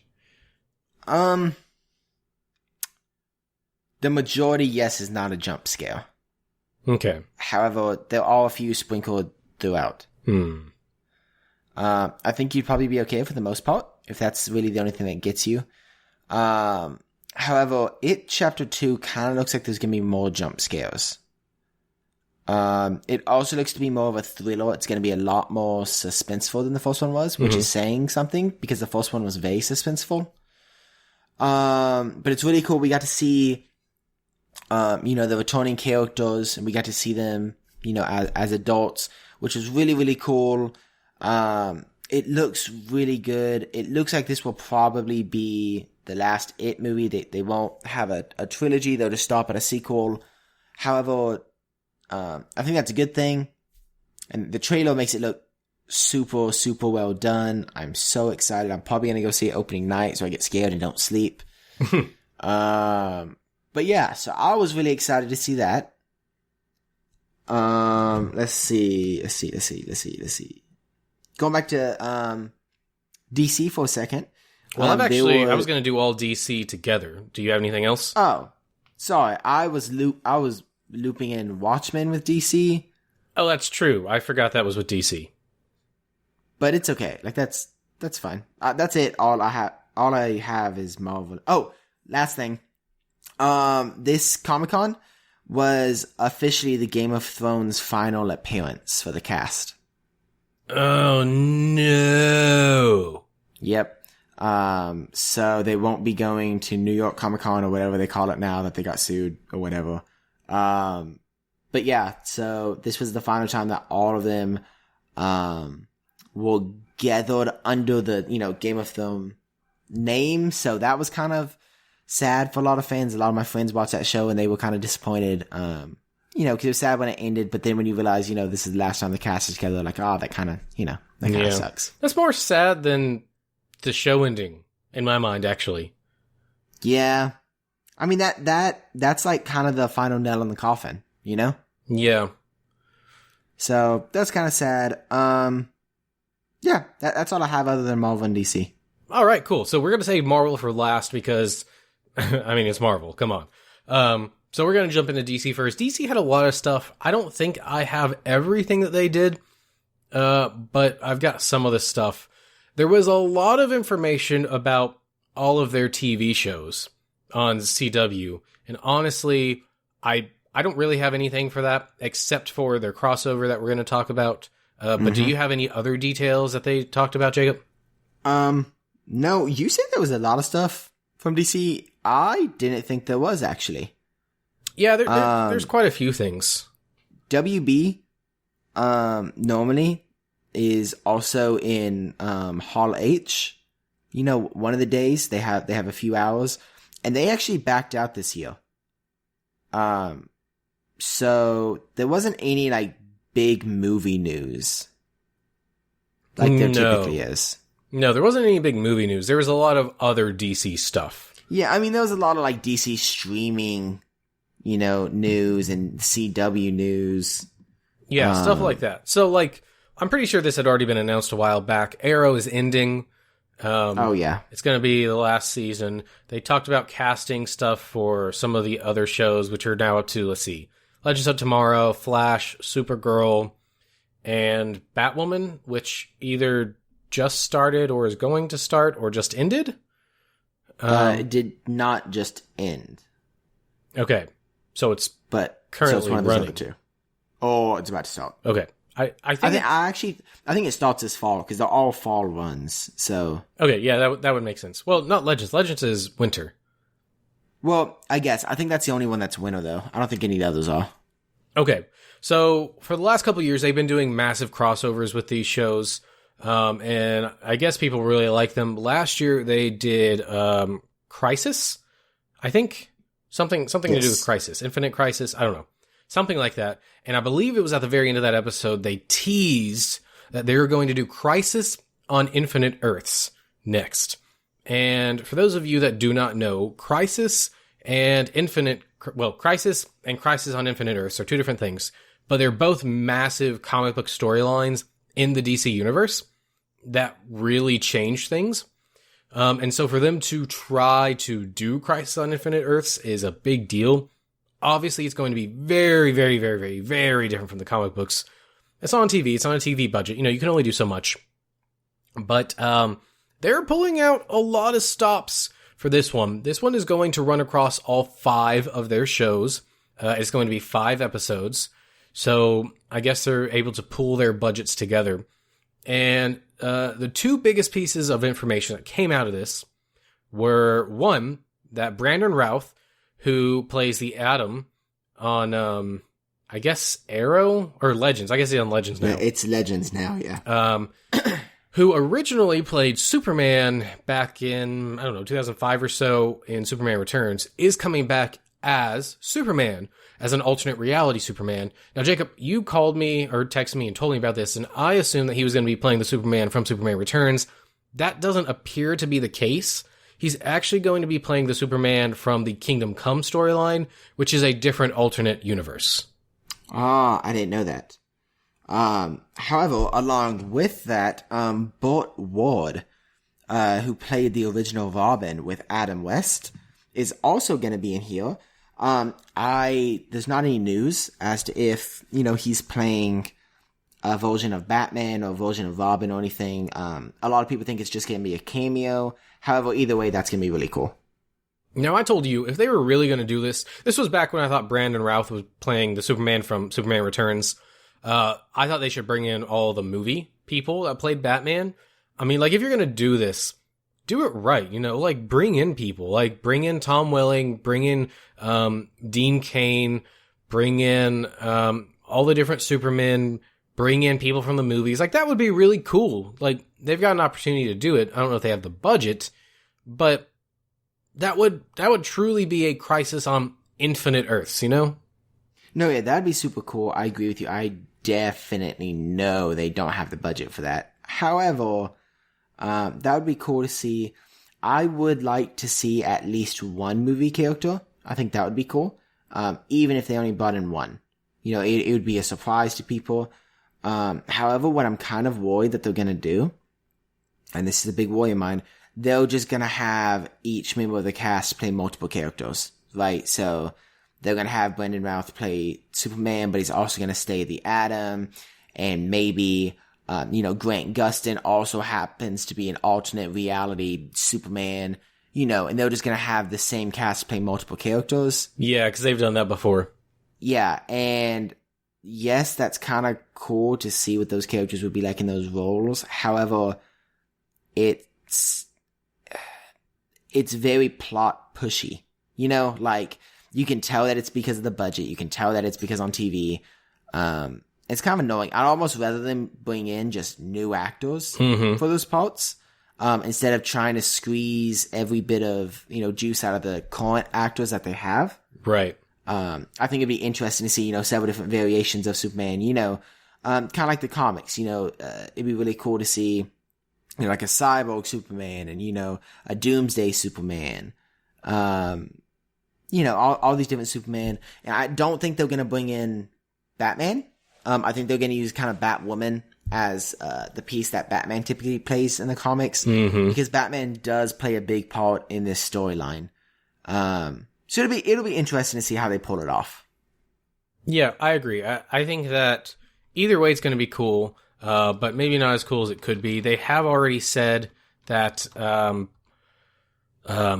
Stephen Amell is going to be playing various versions of Green Arrow. So, I mean, we're kind of already getting into that territory that you were saying. Yeah, and it worries me because I don't know, it just kind of cheapens it to me. Yeah, I agree.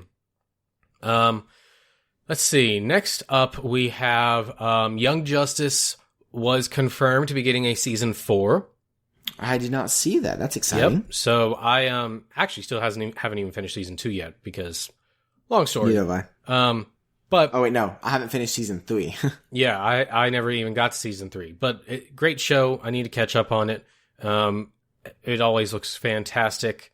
They also debuted the first real trailer for the Harley Quinn animated TV show that they're doing, I think, on DC Universe. I also did not see this. I missed a lot of things this year. I don't know. I was kind of busy, and then I was looking up afterwards, and every single time I typed in Comic-Con, Marvel was the main thing that popped up, Yep. And it was kind of hard to get around it. Yeah, you kind of had to be watching the articles that were coming out. I actually checked a few different sites to make sure I kind of got the stuff that I needed to. The Harley Quinn trailer, it's definitely R-rated. It's definitely for adults. Courtney said it seems like they're trying to do Rick and Morty, but they're not doing it well. I sort of kind of agree with that, but to me it looks fun. Like it looks like they're having fun with it. Curious to see where it goes and how it'll do and what the actual episodes will be like. So that's something. We haven't really had that from DC before. Also, we got some other information about the DC Universe stuff. Among other things, Doom Patrol got renewed for a second season. I don't know how I feel about that. I don't really like the track that it's on right now. So you didn't finish that one? I have, 2 episodes left. I really liked the first half. However, the second half got too comedic. Yeah, like it was trying to be too funny. There was not enough seriousness to kind of keep you in, and I don't know. I don't really like what's at right now. Maybe it'll, tighten itself up the next 2 episodes, and maybe the next season will be different, but I don't know. If it stays like this and it ends, I don't know if I'll be watching the second season unless I hear just amazing reviews. Okay. Interesting. Well, along those lines, there was also some news that came out for Titans Season 2. I guess there was one picture that was leaked, I think, and it was a low-res look at Aqualad, who is going to be joining the show. who I was expecting to look like the Aqualad from Young Justice, but he doesn't, so, I mean, that's fine. Also joining Season 2 will be Deathstroke, which I got a first look at, and he looks different than I would have thought. I guess I would have thought he would look like the Deathstroke kind of from the Arkham games, because that's kind of the vibe that Titans gives off. But he looks a little bit more comic booky, I think. I am looking up a picture because I did not see him. Let's see. I also was going to look up a picture of Aqualad. Yeah, if you just Google Aqualad Titan Season 2, you'll probably find both of the pictures. Because the thing I looked at least, they were both the same picture. I don't know if they were edited together or not. Okay. Aqualad Season 2 reveals first look at Aqualad and Deathstroke. Let's scroll down and take a gander. You know, I'm looking at the picture of Aqualad. Weird. Kind of seems to come across as more of a Aquaman. Mm-hmm. I like it though. I think his costume kind of fits with the group. In this low resolution, you know, obviously this is very low resolution. Right. But I think it looks decent. It also appears that Robin has a new suit. Oh, does he? I don't know if that's just the lighting. However, actually, I know for a fact that this is a new suit. You haven't finished Titans, have you? Yeah, I finished Titans. You did finish Titans season 1? Okay, can we talk about it? Has it been long enough? Is that... Yeah, spoilers for season 1. Okay. So he bones his suit. Remember? And then he grabs, Jason Todd's. No, it's not Jason Todd. No, he doesn't. He doesn't grab... He might burn his suit, but he definitely doesn't grab, someone else's to wear. Because the whole last episode is that hallucination, remember? No, yeah. But so whenever he needed the suit, he gave the other guy his suitcase. They had the same suitcase, the same briefcase, and he just switched them out.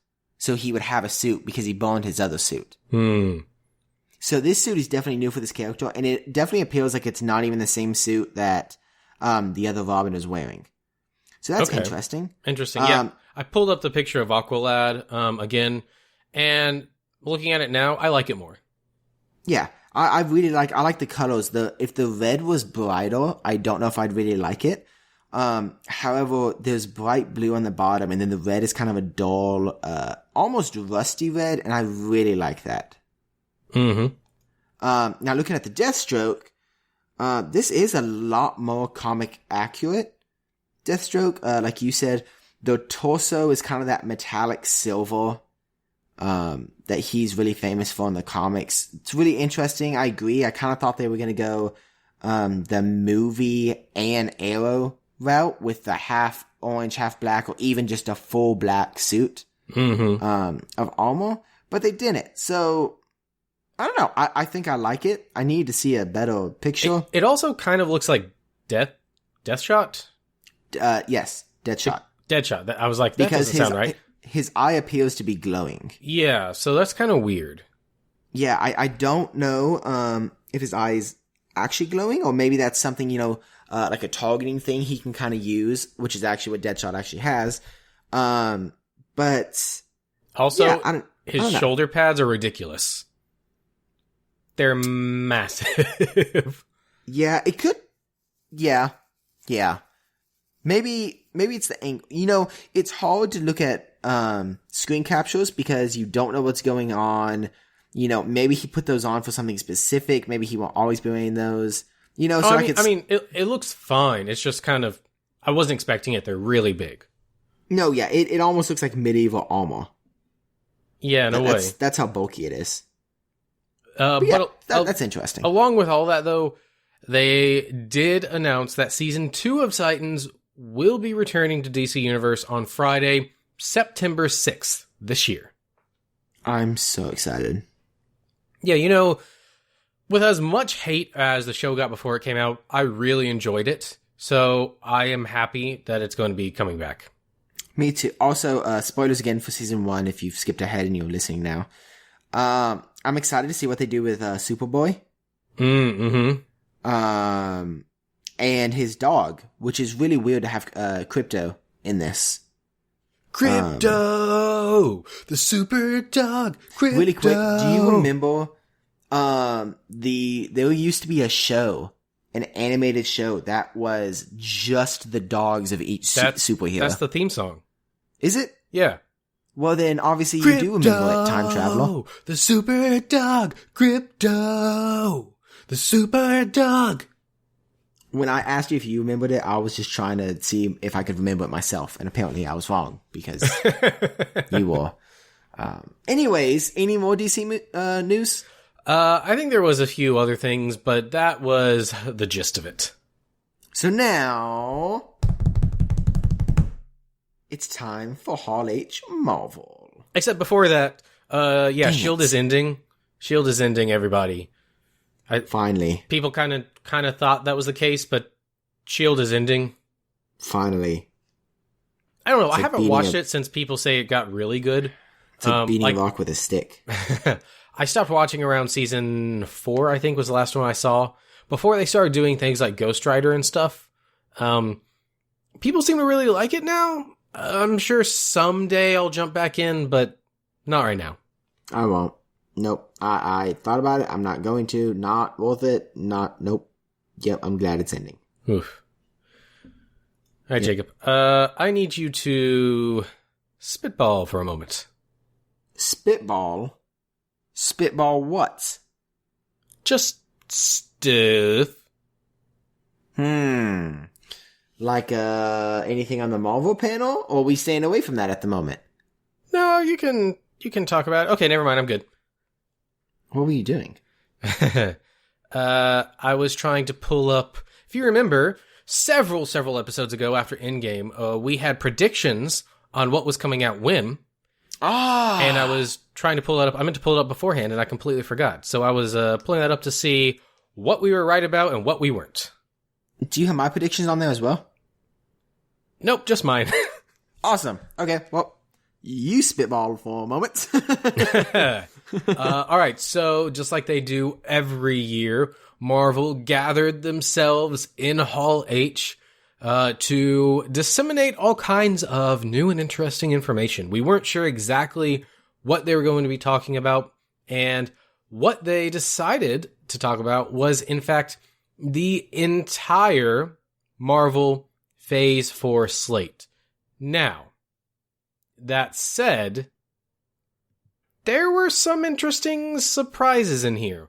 Kevin Feige had said a while back that they didn't want to get together and release or announce as many movies as they did back for Phase 3. Because for Phase 3, they released everything for like 5 years. And there wasn't really any surprises except for when they delayed projects and stuff. For this one, he said he didn't want to do that. So they kind of reined it back like really hardcore. To the tune of announcing 1, 2, 3, 4, 5 movies. Only 5 movies. Which is far less than you might think. However, they also included all of the Disney Plus stuff that they're going to be doing. So, Jacob, you got your list ready? I couldn't find my list, so we can just go in and go. I remember some of my movies. Okay, so let's just start off with the very first one. And actually, again, kind of surprising. These movies are only for 2020 and 2021. And that is the entirety of Phase 4. Which... See, now, did they announce that this is all of Phase 4? Yes, there were interviews after the fact where people clarified and said, is there anything else in Phase 4? Is this all of Phase 4? And Kevin Feige said, yes, this is Phase 4.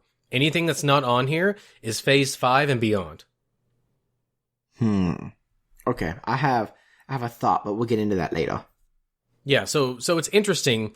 This is 2 years. 2 years for Phase 4. If you go back to Phase 1 was 2008, 9, 10, 11, and 12. That was 5 years.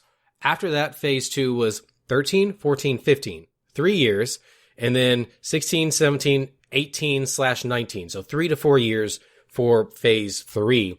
So the fact that phase 4 is only 2 years is really interesting to me. And we'll get into maybe why that could be the case. But the very first movie that is going to be coming out next year, 2020, on May 1st, is the currently shooting Black Widow movie. Now, I think this is the thing to do, Caleb, with this. The more I was thinking about it, I think that if you were to release this later than what they were going to do, it would kind of be covered up by what they were doing, later at that time. So to have this right after spoilers for Endgame, it's been long enough, right? Oh, yeah.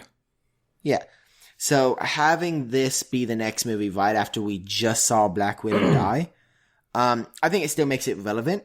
And I think more people are going to go see that to kind of understand her full story. They saw her die, now they want to see the beginning, and kind of the stuff in between. So I think this is a smart move. Yeah, and it has been sort of confirmed. There's been conflicting reports, but it seems that this is definitely after Winter Soldier, potentially after Civil War. There's some debate on that. So it's definitely in the past at some point. It's even been reported, I think, that it's before all of that. Mm-hmm. So I'm not really sure. It's I know a few things. It's been confirmed that Hawkeye's in it. Has it?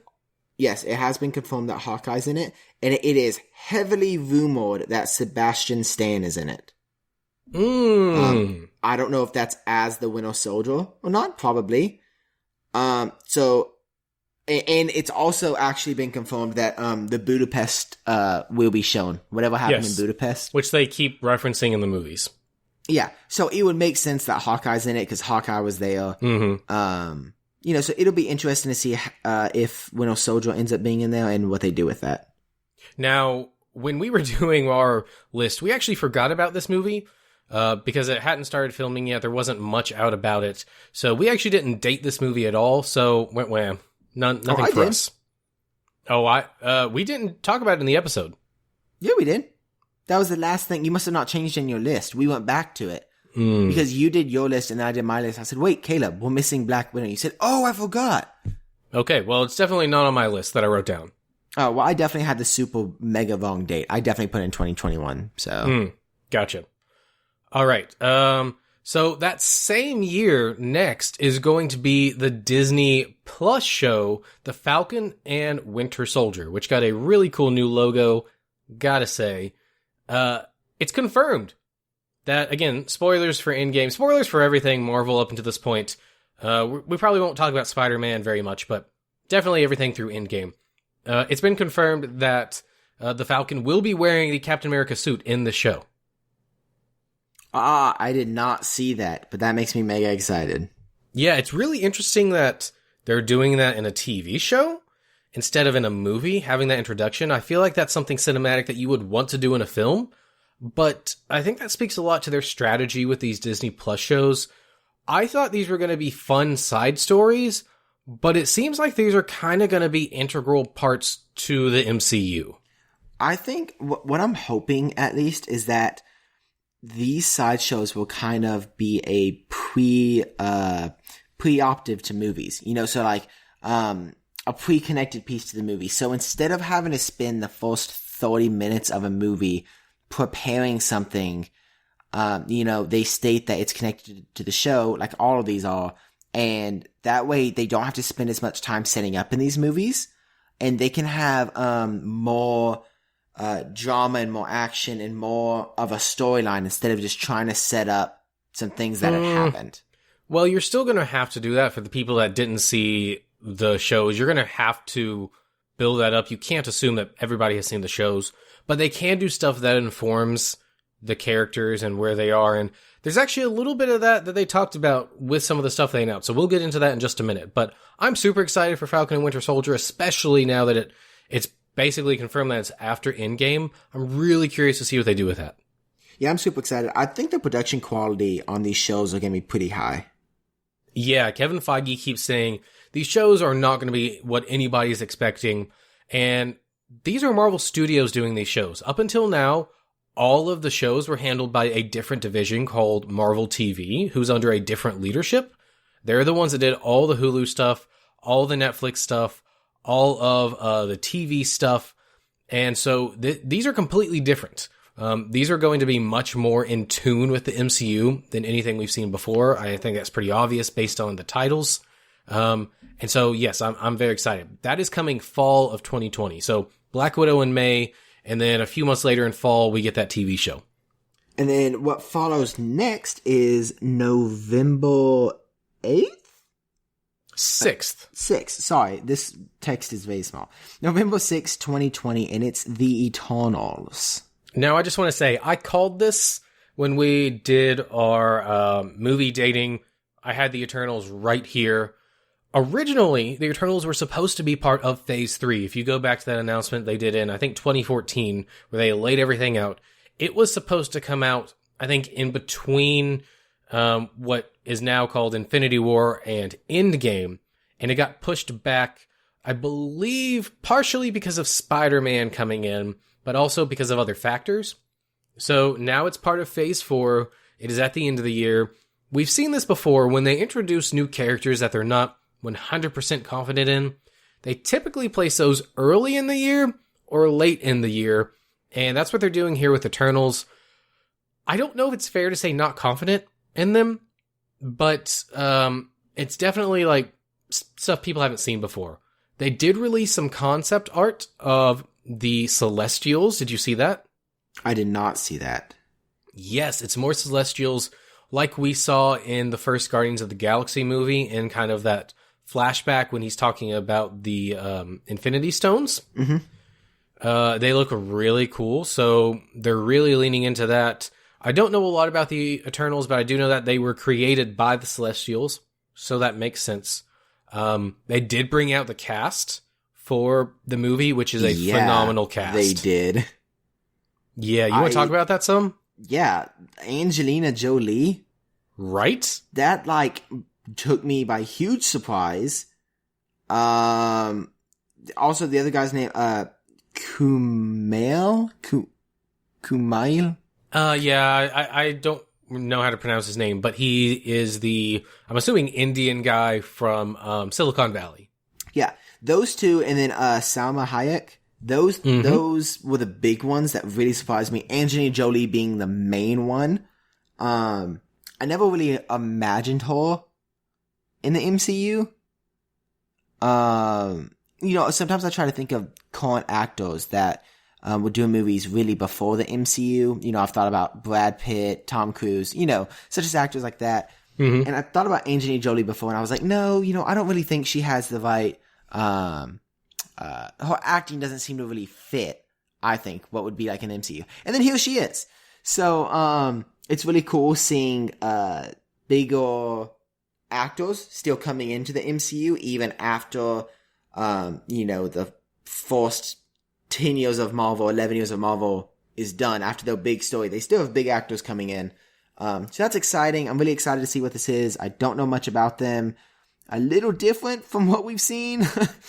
But I'm excited.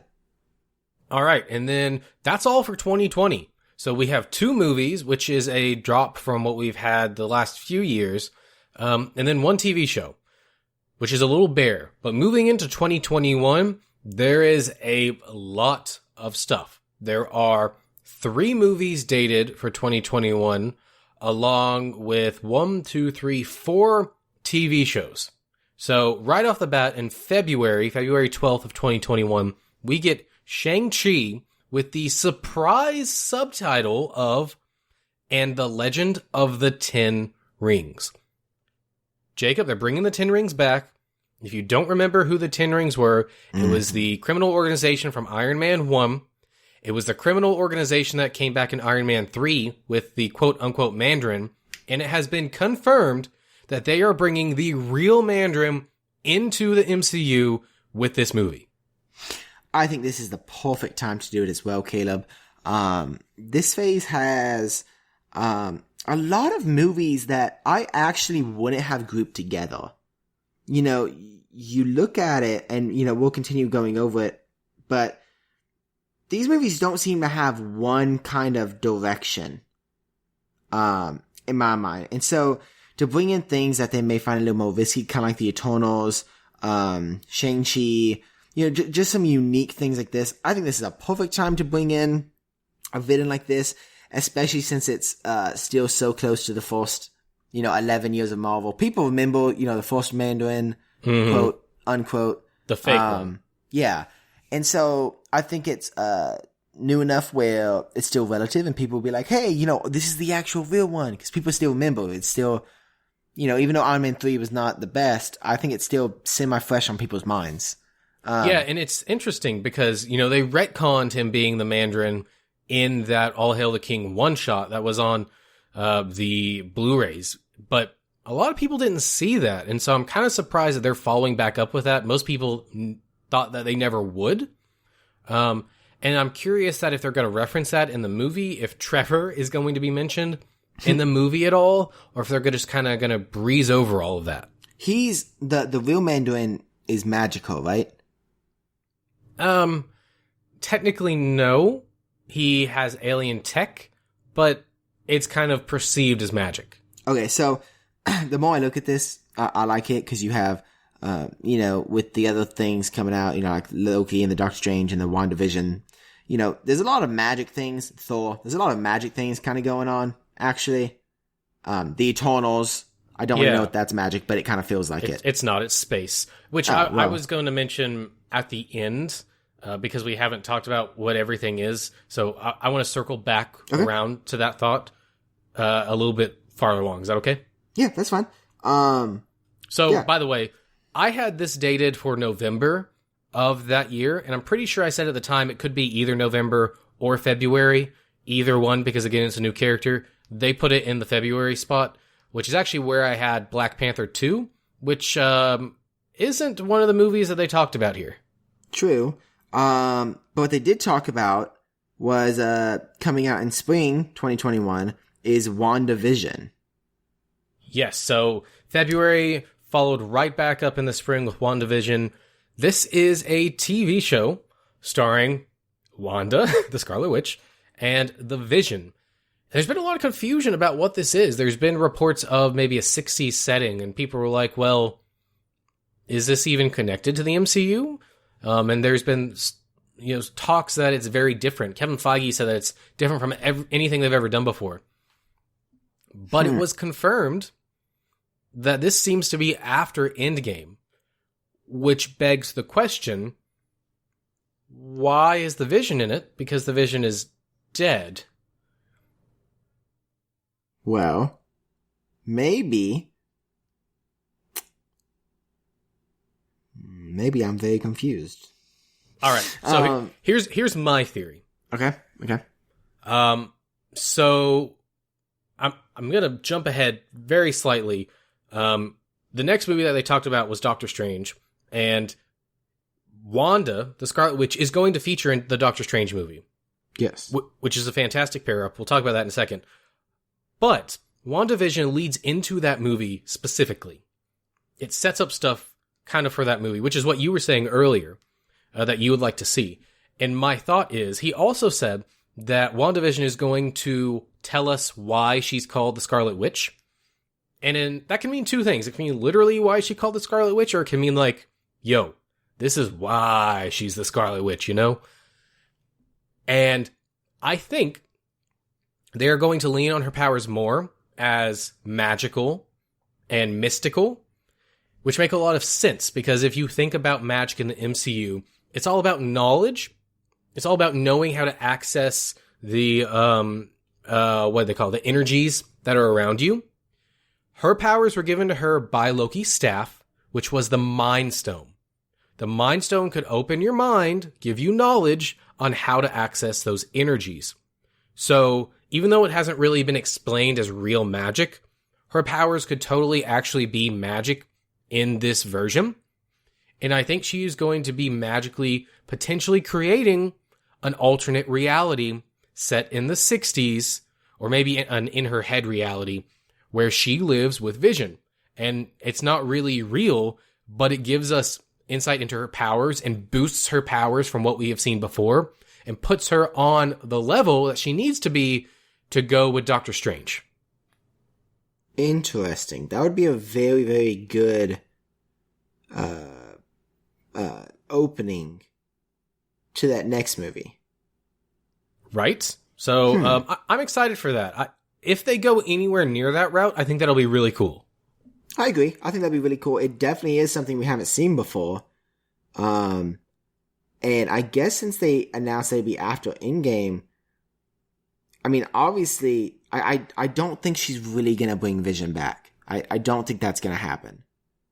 So the only other route is to kind of do what you're saying, you know, something along those lines. Now, saying that, however, she was powered, you know, by the Mind Stone, right? You know, she was given her powers. And that's also what Vision had. So, I mean, there is a possibility she could bring Vision back, you know, using her powers, because it's the same thing that powered him. So, I mean, that is a possibility. However, I don't think they would bring back a major character like that died in a TV show. I don't know. It depends on what they want to do with it. I don't think that he's coming back for real, but you never know. True. All right. So that's in spring of 2021. The very next thing in May, so like WandaVision's coming out to prime you. Then in May, we're going to hit you with that Doctor Strange sequel, which has like one of the coolest titles. It's so comic booky, but I love it so much. It's Doctor Strange in the Multiverse of Madness. So this is set as a horror movie, right? Yes, they've said that this is going to be the first truly scary Marvel movie. Still going to be PG-13. You know, don't get any wrong ideas. But it's going to really incorporate those horror elements, which they talked about a little bit with the first one, but most of that was conjecture just because of Scott Derrickson, the director, being more of a horror movie director. Now, this is exciting for a couple of different reasons. One, this is a tremendous matchup. Like we said, Scarlet Witch is going to be in this movie. These two working together is already amazing just in my mind. So I can't wait to see on screen how they work together. But at the same time, this is interesting because Spider-Man in the trailers kind of set up that there was a multiverse, you know? And then, spoilers for Spider-Man, super small spoilers, they debunked that in the same movie. So people are like, oh, maybe there's not.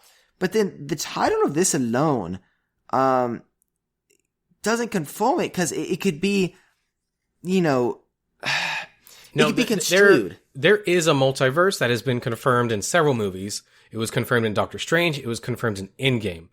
The thing in Spider-Man that was debunked was the specific use of it that they were saying. That was not true. But Kevin Feige has gone on record saying, no. There should be no confusion. The multiverse is real. We just haven't seen it in the sense that most people that are familiar with comics think of multiverse. Okay. All right. So here's a question with this movie. If it's called the Multiverse of Madness, do you think that Wanda and Doctor Strange will be traveling to different multiverses? Or do you think it's going to kind of be something where this is more of like a mind game with them? You know, maybe they get trapped in their own self-conscious, or maybe they get trapped in their mind. And that's why it's called, you know, Multiverse of Madness, because it's them trying to get out of like their own consciousness or bodies. And I feel like that'd be a really cool way to introduce a whole aspect to it, because that's literally your deepest feels inside of you. So, you know, what do you think? What do you think this is going to be? That's an interesting idea. I don't think that's what they're going to do. I think this is going to be more like an adventure movie, sort of like Thor Ragnarok or maybe The Guardians, where they are traveling from place to place through the multiverse. I think that they will end up in dimensions that are horrific, and maybe they get trapped in a couple of them and they have to figure out their way out of them. I think that's more where the horror is going to come in. Maybe the villain is Nightmare, who would really play into those horror elements. But No, I think they're actually going to be jumping multiverses. And I saw some people online say they're calling it now. This is how they're going to introduce the mutants and Fantastic Four. It's the only way they can do it. I disagree that it's the only way. Could they use this to do it? Yes. I don't really think that's what they're going to do. That feels like an easy out. And I don't think Marvel has ever done the easy out or the predictable thing. Mm-hmm. But I'm really excited for this. I'm super stoked for Multiverse. I'm super stoked for the team up. Like, we haven't gotten enough Scarlet Witch in the MCU, and I really enjoy what they've done with her. And I think, again, pairing her up with Doctor Strange, really showing off her powers as true magic, because they basically are, that would be really cool. And we might even get a better explanation of her powers, and maybe why she's hanging out with Doctor Strange.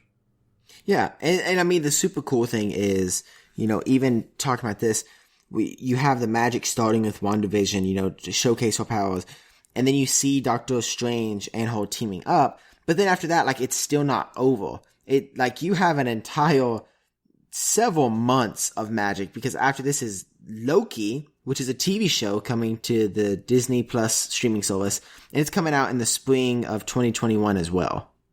Yes, now, a lot of people assumed that this was going to be the Loki that escapes in Endgame in 2012. That has now been confirmed. And that's perfect. I think that's the best thing to do in this case, because we can still see Loki and know that he's not in the same... he's in an alternate reality, as the same MCU. So it's not really connected anymore. This has been, I think, and correct me if I'm wrong, this has been the only show announced that won't really be connected to the MCU. The next show is a yes or no. It depends on what you mean by connected. And it also depends. I mean, he's got the Space Stone. Can that cross dimensions? I don't know. I mean, there's maybe no reason it couldn't. I hope it can't. I want Loki in the MCU to stay dead. This is connected, yes, from the beginning. However, as soon as the show starts, it's no longer going to affect the future of the MCU. Or at least I hope it doesn't. Because it's in an alternate reality. It would still be cool because he could still, this is one of those things kind of like those one-shots that you wish that you said you wish they kind of do sometimes, kind of like DC does. Mm-hmm. They could totally take this show and do this because the Avengers still exist in the universe that he's in. He's just in an alternate reality. So what if this show, it'd be so cool to see this show, kind of expand and us see different things happen with the same characters that we saw in the movie. However, different things coming up here. Maybe see a little bit more of Asgard, would be cool because, I mean, obviously we don't really see that now. Mm-hmm. I don't know. There's a lot of different things they could do in here. I don't think they've really said anything about the plot, right? I don't remember. I remember us talking about him traveling through time. I don't remember if that was my conjecture of what it could be or if that was actually what they said it's going to be. Okay. I'm really interested to see how this plays out, though. Yeah. And all of the TV shows we've mentioned are going to be live action.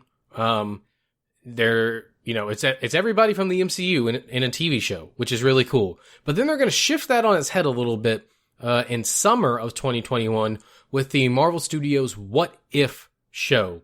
This is going to be the MCU's first animated property, if you will. And it's going to be alternate versions of how things could have panned out, pretty much just like the comic was. And this, I'm super excited for. I love animated shows. I used to really, really enjoy, the animated Avengers that were out, forever ago. Animated Spider-Man. I love these animations, and I think the animations are going to be really, really good.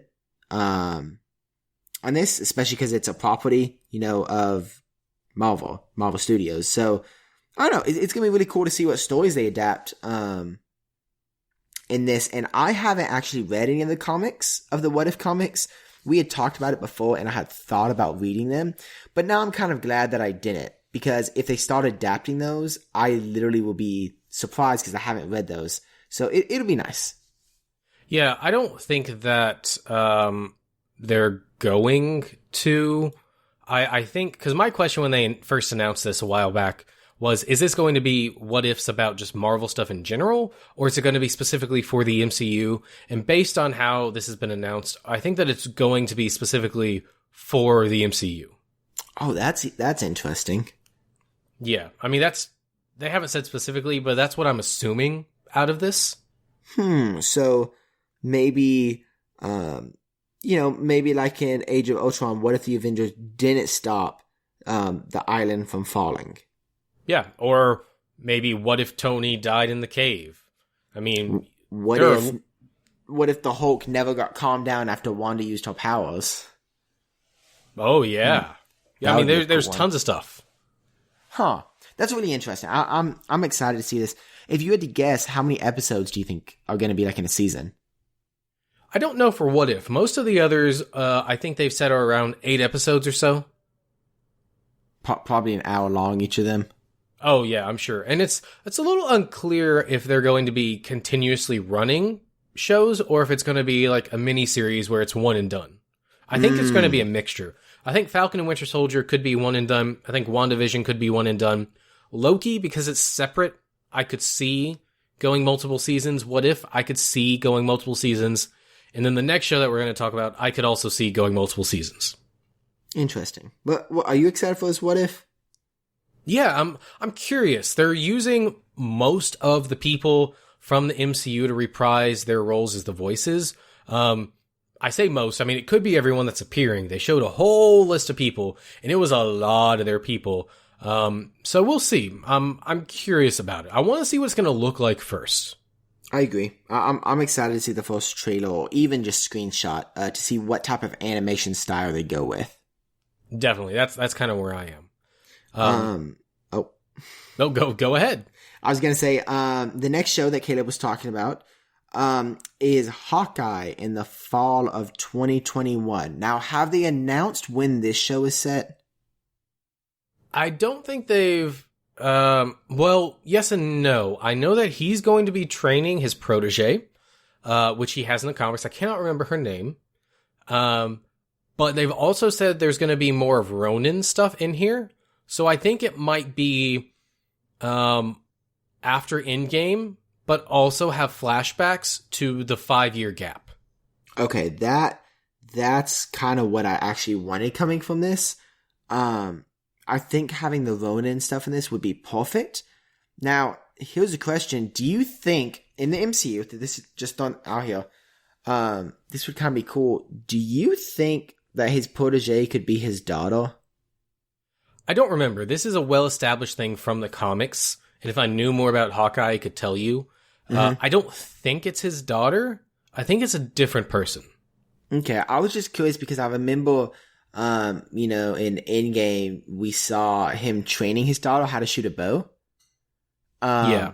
And if there's any time change in this, obviously she's too young there to kind of start, training. But I don't know. I think that would kind of be cool. I wish now, not I wish, I hope now, we could see kind of some, younger generations of the same superheroes we've been following kind of take a bigger step up, which I don't think we will because a lot of the superheroes don't actually have kids, with the exception of like Ant-Man, Iron Man, Clint. But I think that would be really cool, and maybe that's just me. It'd be a different take on the character. Maybe kind of see some dramaticness between the original and the new one. I don't know. I think that'd be cool, but I don't think it's gonna be the daughter either. Yeah, so the person I'm thinking of is Kate Bishop is her name.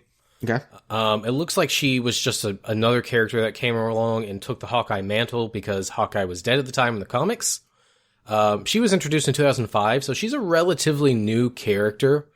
The interesting thing is that the logo that they're using for this TV show is the exact logo for the Matt Fraction run on Hawkeye, which is a beloved run.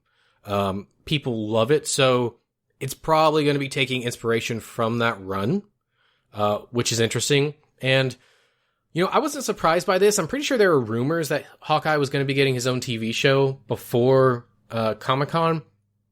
But I'm excited. I think this could be really good. I know people hate on Hawkeye, but he hasn't really had a chance to come into his own. I think one of the main reasons too that he hasn't is, to me, Hawkeye's more of an individual player. He's not a team player. To me, I've always looked at him as more of the ninja style, more of the assassin style, kind of stealth operator. And it's really hard to show that in a team. So I hope in this show they really show his stealthiness. I think they could really play strong on that in this show. So after these 3 TV shows that are kind of taking us through the middle of the year, we get our last movie of Phase 4, which is the first movie in the MCU to go past the 3rd entry. And who would have thunk it? It's Thor in the strangely titled Thor: Love and Thunder.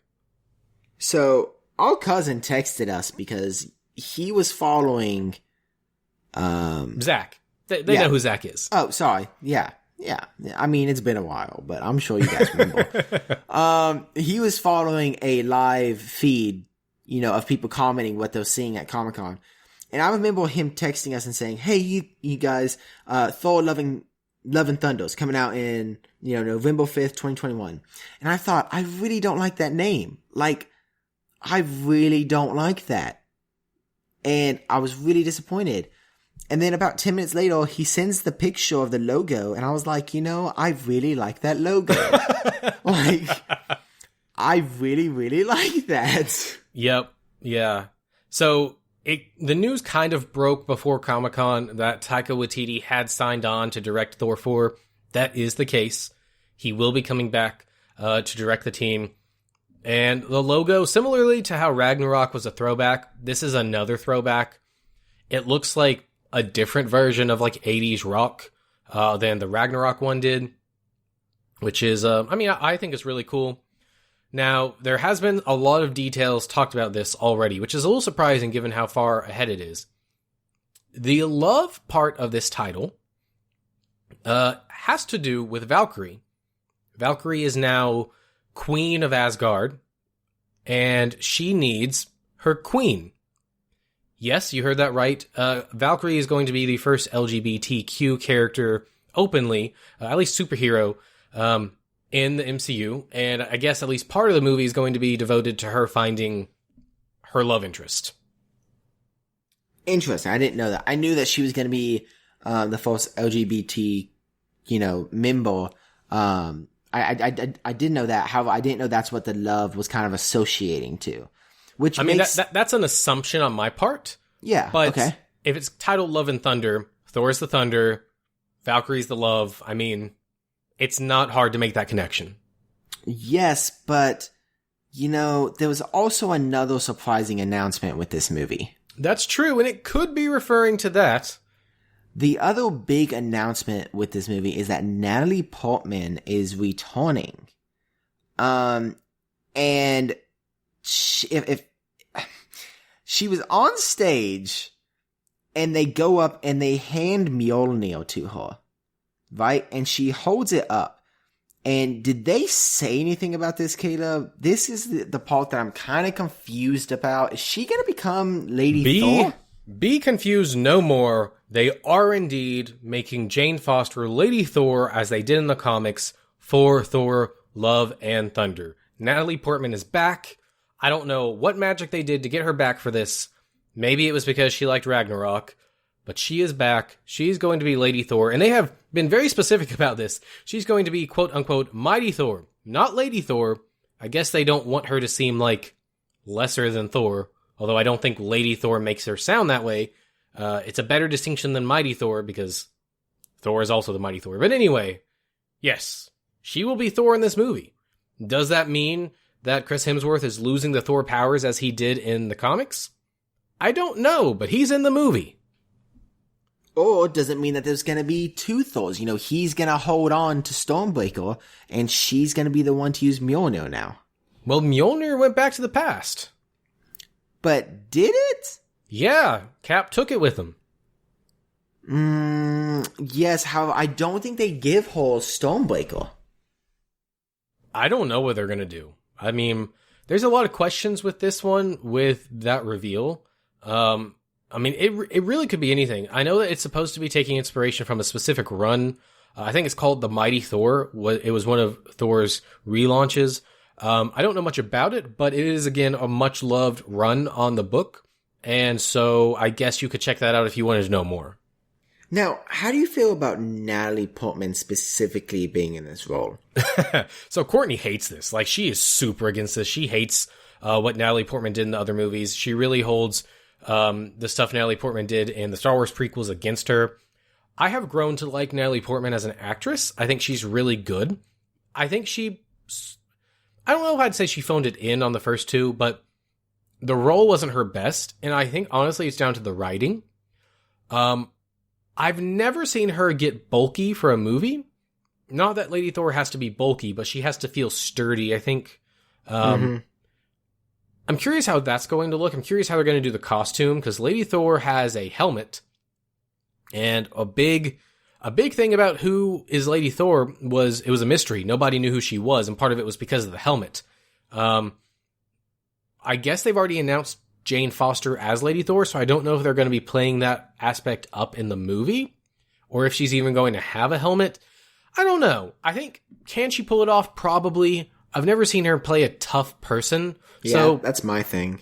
Yeah, I don't know, but I don't think Taika would have asked her to do it if he didn't think she could. Now, here's the thing. Do you think this is going to remain a permanent thing? Do you think that Lady Thor or Mighty Thor is going to remain consistent in the MCU? Or do you think this is going to be, one of those scenes, kind of like in the comic, where somebody can lift up the hammer, kind of like Captain America did, and, maybe she has her own suit of armor, but it's only for this movie. There's a special occasion.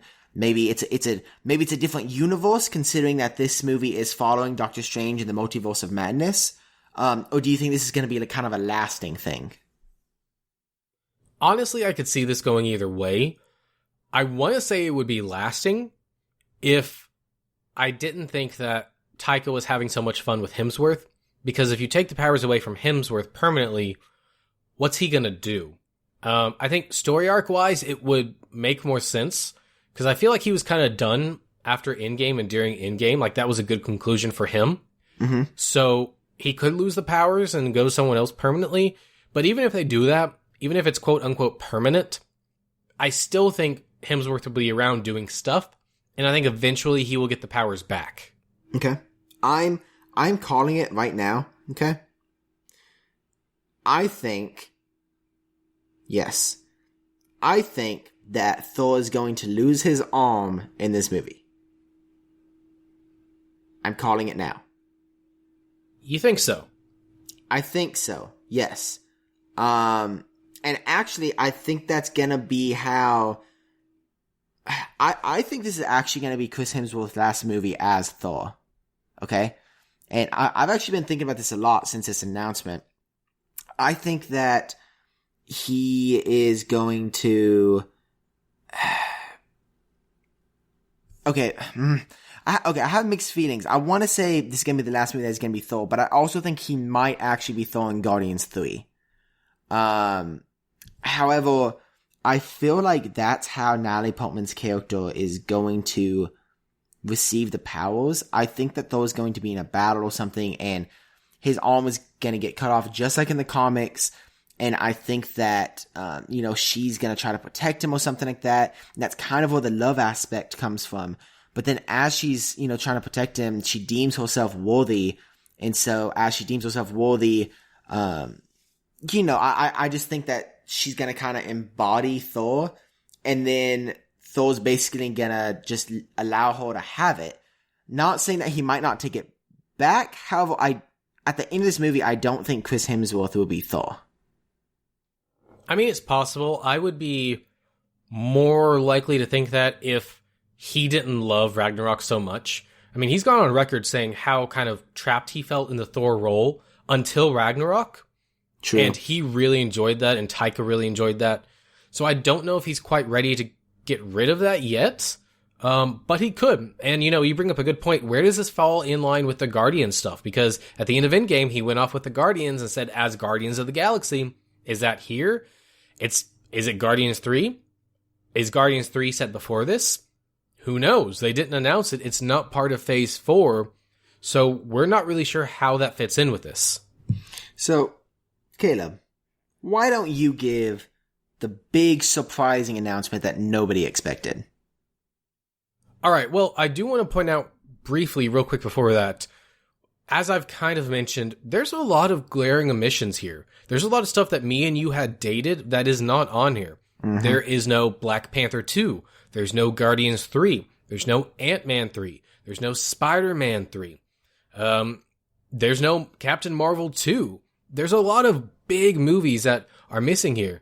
And in fact, if you look at this, there are only 2 movies that are sequels to other things. And only one of them that isn't the first sequel, that being Thor. So it's really interesting to see this.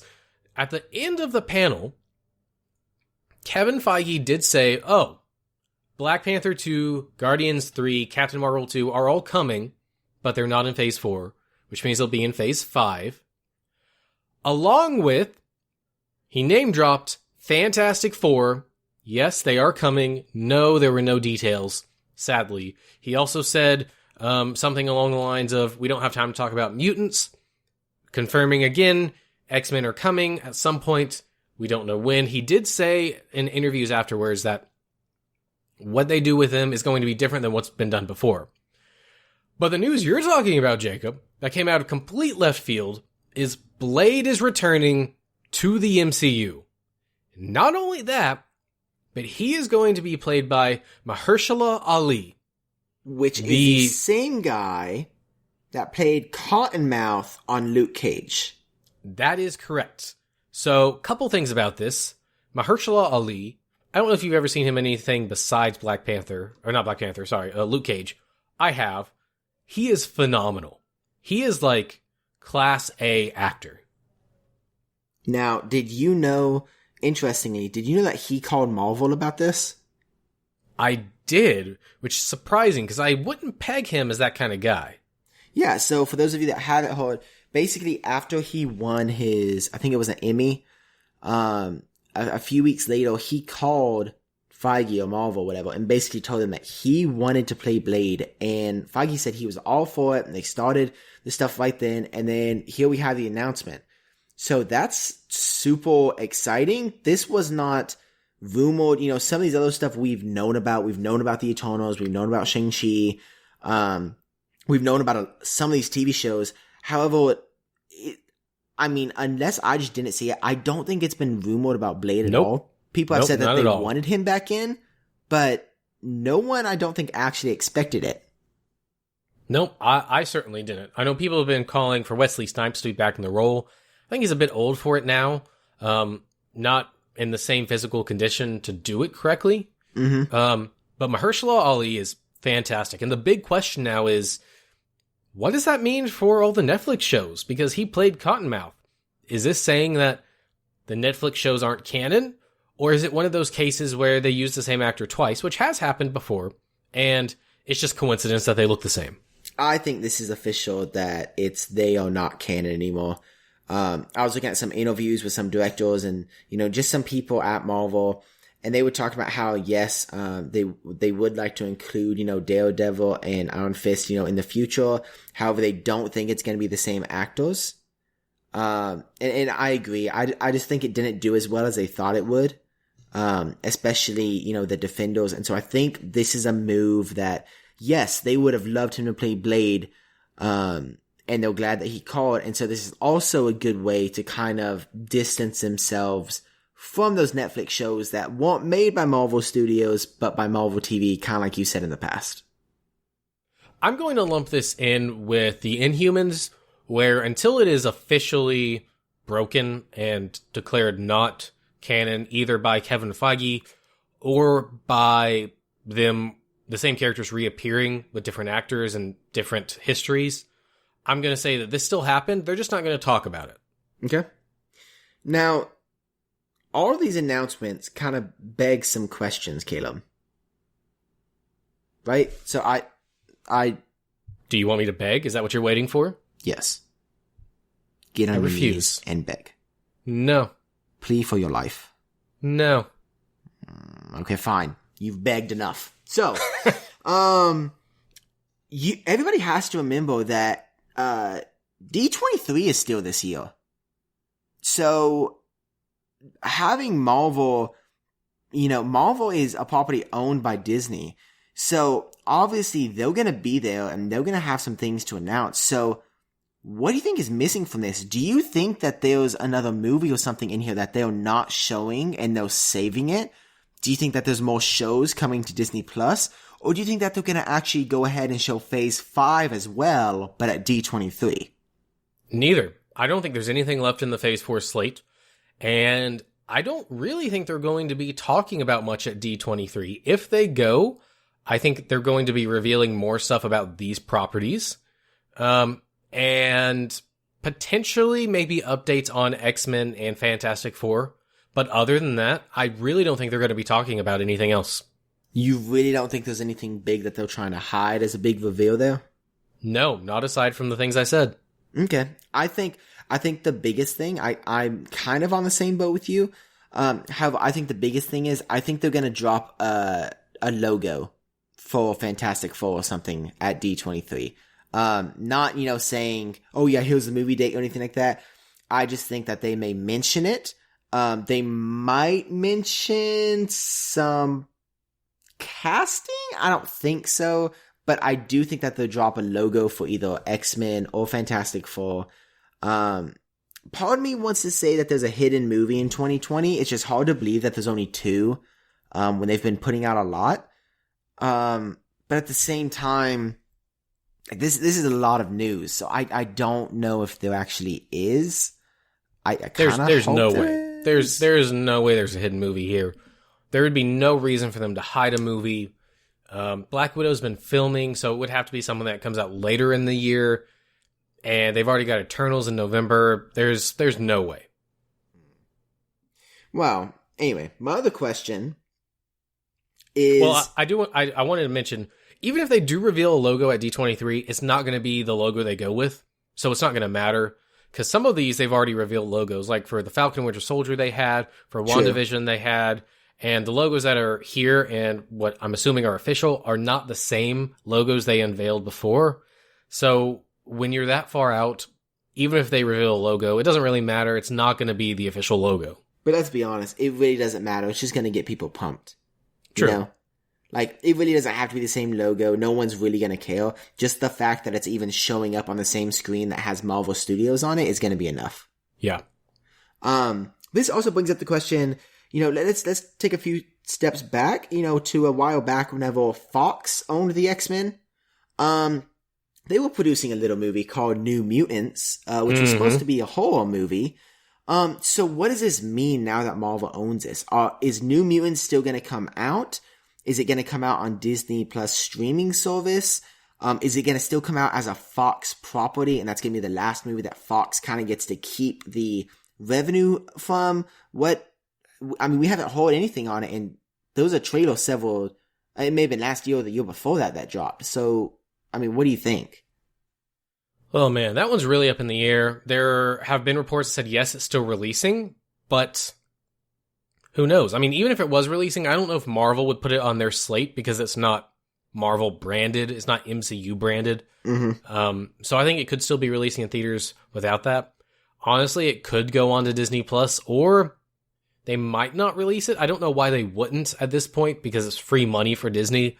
But I do not know. See, I've read a couple of things. I don't think it'll go on Disney Plus because I don't know if it was ever confirmed. If it wasn't confirmed, it was heavily rumored that movie was actually going to be rated R. And I don't think there's going to be anything on Disney Plus that's rated R. That's true. So I don't think it'll go to Disney Plus. I kind of think that it's going to be released in theaters. And kind of like you said, I just don't think Marvel's going to really put their name up there. Marvel Studios, at least. Now, I am interested to see where the revenue's going to go. If in the deal, Fox gets to keep it, or if it goes to Marvel now, and if Marvel's going to tweak anything about it. Or even, what if they're kind of keeping that movie, and what if they're going to kind of include it? So we have Doctor Strange in the Multiverse of Madness, which is a horror movie, right? what if they're keeping this movie or keeping some scenes from it or something, and they're going to kind of include it with the theme that it's a multiverse, and they're going to kind of keep this horror aspect going? I think that is wishful fan thinking. But it won't happen. That's not going to happen. I know. There are many reasons that won't happen. I like to just, throw things in the air. It's an interesting thought. I don't think it would work very well. Okay, so my last question is, do you think that they're going to keep a whole genre going after Doctor Strange? I think it's really going to depend on the response to Doctor Strange. Okay. Marvel is very good about when something works, sticking with it. They did it with Ragnarok. They did it with Winter Soldier. They've done it with several of their movies. It kind of just makes sense that when you find the formula, you stick with it, at least for a while. Okay. And so I think if Doctor Strange is really successful, they'll keep him at least partially rooted in that world. If it doesn't do well, I mean, I'm sure they'll try it again down the line, but I don't know if it's going to be as consistent. If it does well, I would just like to say I would absolutely love to see a Wolverine horror movie.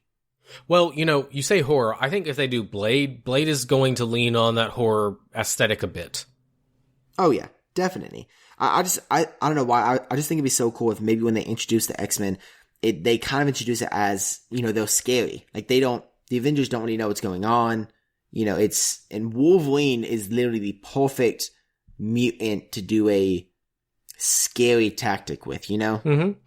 So anyways, yeah, definitely. I thought that'd be super cool. Now, one thing that is very interesting about this is we've been hearing for years that Phase 4 is going to be cosmic. Cosmic. Cosmic is where the MCU is going. Cosmic is the future. And if you look at this lineup, there is very little cosmic. Eternals is cosmic. Thor, if you count that as cosmic, that is it.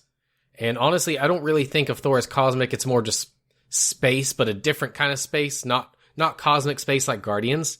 And I think that tells us something. I think that James Gunn getting fired and being let go for a while really messed up Marvel's plans. Guardians 3 is not here. Yeah, it's coming. And the reason is because James Gunn said that he is doing Suicide Squad first. He's finishing that first and then doing Guardians 3. But you kind of hinted at this earlier. This is really more of a mystic phase, if you look at it. Shang-Chi is mystic. Doctor Strange is mystic. WandaVision is mystic. Loki is mystic. I mean, Falcon and Winter Soldier isn't. And Black Widow isn't. But kind of the middle section of this is very mystic. And Thor, depending on how they play that, can also be mystic. Yeah, I agree. I also think they had a lot of things kind of come up that I think changed the plans. James Gunn being the main one, considering there were rumors that he was going to kind of, head this phase. Mm-hmm. And I also think the acquisition of Fox kind of made them reevaluate some things. Especially with Endgame being so big. By the way, Endgame has finally passed Avatar to become the top grossing movie of all time, which is awesome. Congrats, Jacob. Thank you. I thank you for your service. And thank you, Caleb, for your service. It is greatly appreciated, and You're all welcome. the Avengers salute you saw. You're welcome. You're welcome. So yeah, that's awesome. But I think those three things kind of combined made, Marvel kind of look at it and be like, okay, let's look at where we're at for a second. Maybe, I'm not saying that there won't be a cosmic phase, but maybe let's push it down the road a little bit. Maybe let's do it in phase 5, phase 6. Because they did say that Captain Marvel 2 was coming, and they did say Guardians of the Galaxy 3 are coming. I think if they loop those in the same phase, that will be a cosmic phase. What was the first one you said? Guardians of the Galaxy 3 and Captain Marvel 2. Yeah, and that's kind of what I was thinking. I mean, if those would have been pushed back to this phase, it would have felt much more cosmic. But since they're not, that's kind of where it goes. I don't know if we're going to have a cosmic phase anymore. I think we're going to have cosmic stuff. But it's not going to really encompass an entire phase just because now the movies are more spread out. And that's okay. Sorry. I was just saying that's okay. See, I think there will be a cosmic phase. Because, for example, in this phase, we have 5 movies, right? if you think Guardians of the Galaxy 3, that's one movie. Captain Marvel 2, the second movie. I think they'll introduce the Fantastic Four in a cosmic phase. That's the third movie. That's 3 movies right there. They would only need 2 more. And if it's the next phase, they could easily have the Eternals maybe if it does well. That would be 3 years later if they do it in the second half of the phase. That's 4 movies. And they would only need 1 more to kind of complete that cosmic phase. And they might even not include the last movie in the cosmic phase. It might just be Black Panther 2 or something. Well, here's the thing. There's so many other movies that they're going to make sequels to that aren't cosmic. Black Panther, Spider-Man, potentially Ant-Man, you know. There's a lot out there that I don't know if it would still be that cosmic stuff anymore. And typically Marvel has a minimum of 3 years between sequels. Fair enough. All right, Jacob. That's all I got for this. Is that all you got? Yeah, that's all I got. All right, well, good, because that was that and this is this. It's time for What You Been Up To. So, Jacob, fairly briefly, Yes. Don't take a long time, but you don't have to rush. What have you been up to? I was trying to think about this, and I haven't really been up to much. I said... All right, that was quick then. I said the other day, that I was going to try to go to the gym every day for like a year. Remember? Yeah. And I have been doing that. Today's the 9th day that I've gone in a row. Congratulations. Thank you, sir. I've also been doing pretty good on going to bed earlier. Not eating before 7. Tonight I'll have to eat before 7, because I did not anticipate this going... You mean after 7? Yes. Thank you. Because I did not anticipate this going for an hour and a half plus Courtney's part, but that's okay. So yeah, I've been going every night. I feel good. I'm living in a constant state of soreness. It's fantastic. I've been doing cardio every day, just kind of getting out there. I've had a few people, about 5 or 6, already mention that they could tell some differences. That's great. Yeah, that kind of pushes you on. Even Mom, which is funny. I was standing there one day and she said, Jacob, your arms, there's this weird thing poking out. I was like, yeah, it's muscle. She was like, oh, no, but she said, yeah, she's like, I can already tell, even just walking around the house, your arms are toning up. Just a few things like that. I've had several friends tell me. It's funny, I go to the gym now, and I've been going the same time every single day that normally it's Planet Fitness. Normally you walk in, you scan your thing, they have to scan it, and you walk in. Mm-hmm. Now they know me because I've been so much the same time, so I walk in, they're like, you're good. So I just walk straight back, so that's pretty cool. The only other thing that I'll include in this is the other night, I went to go see... Hold on, I have a funny story. Sorry. Okay. No, it ties into your stuff. Okay. Courtney and I have been doing the watch your weight stuff. Yes. Not Weight Watchers. That was a poor choice of words. But trying to do better. Lost a lot of weight this year, and I was at work the other day, and this guy passed me, and he was like, "Hey man, have you been losing weight?" And I was like, "Yeah, man. Thanks for noticing. Like, I appreciate it." And he was like, "Yeah, man. I noticed it, and I thought you were sick, so I didn't want to say anything. But then I realized, oh no, you've just been walking more. You're doing this on purpose, so, it looks good." That's really, really funny. Right. So the other night, I went with my friends Saturday night to see Lion King, right? But we couldn't go until 9:30. So I got out at 11:30. Didn't get home till 12. Didn't get to the gym until 12:15 a.m. Oh. Okay? Hey, that's missing a day. Okay, technically it is missing a day. However, I went twice in a matter of 12 hours. So Not good for your bones. So I think that makes up for the missing the day. So, anyways. Technically, I guess I missed by like 15 minutes. But anyways. So I walk in, there's like 4 people there, right? And they all leave within 10 minutes of me being there. And I'm normally at the gym for about an hour and a half, 2 hours.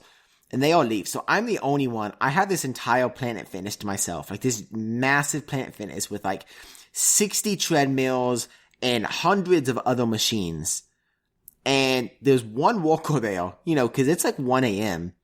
And he walks up, he's like, "Hey man, so you're the only one here. Is there like a song you want to listen to? I'll put it over the speakers." And so I literally had this entire gym to myself, listening to the music that I wanted to listen to. And it was pretty awesome. I'm not gonna lie. That's crazy. Yeah, and they have these like massage beds that you can do after you work out, and it kind of helps you relax and you're not as sore the next day. They're waddle massage beds. Normally there's a long line for them, and normally you can only sit in them for like 5-10 minutes because there's so many people.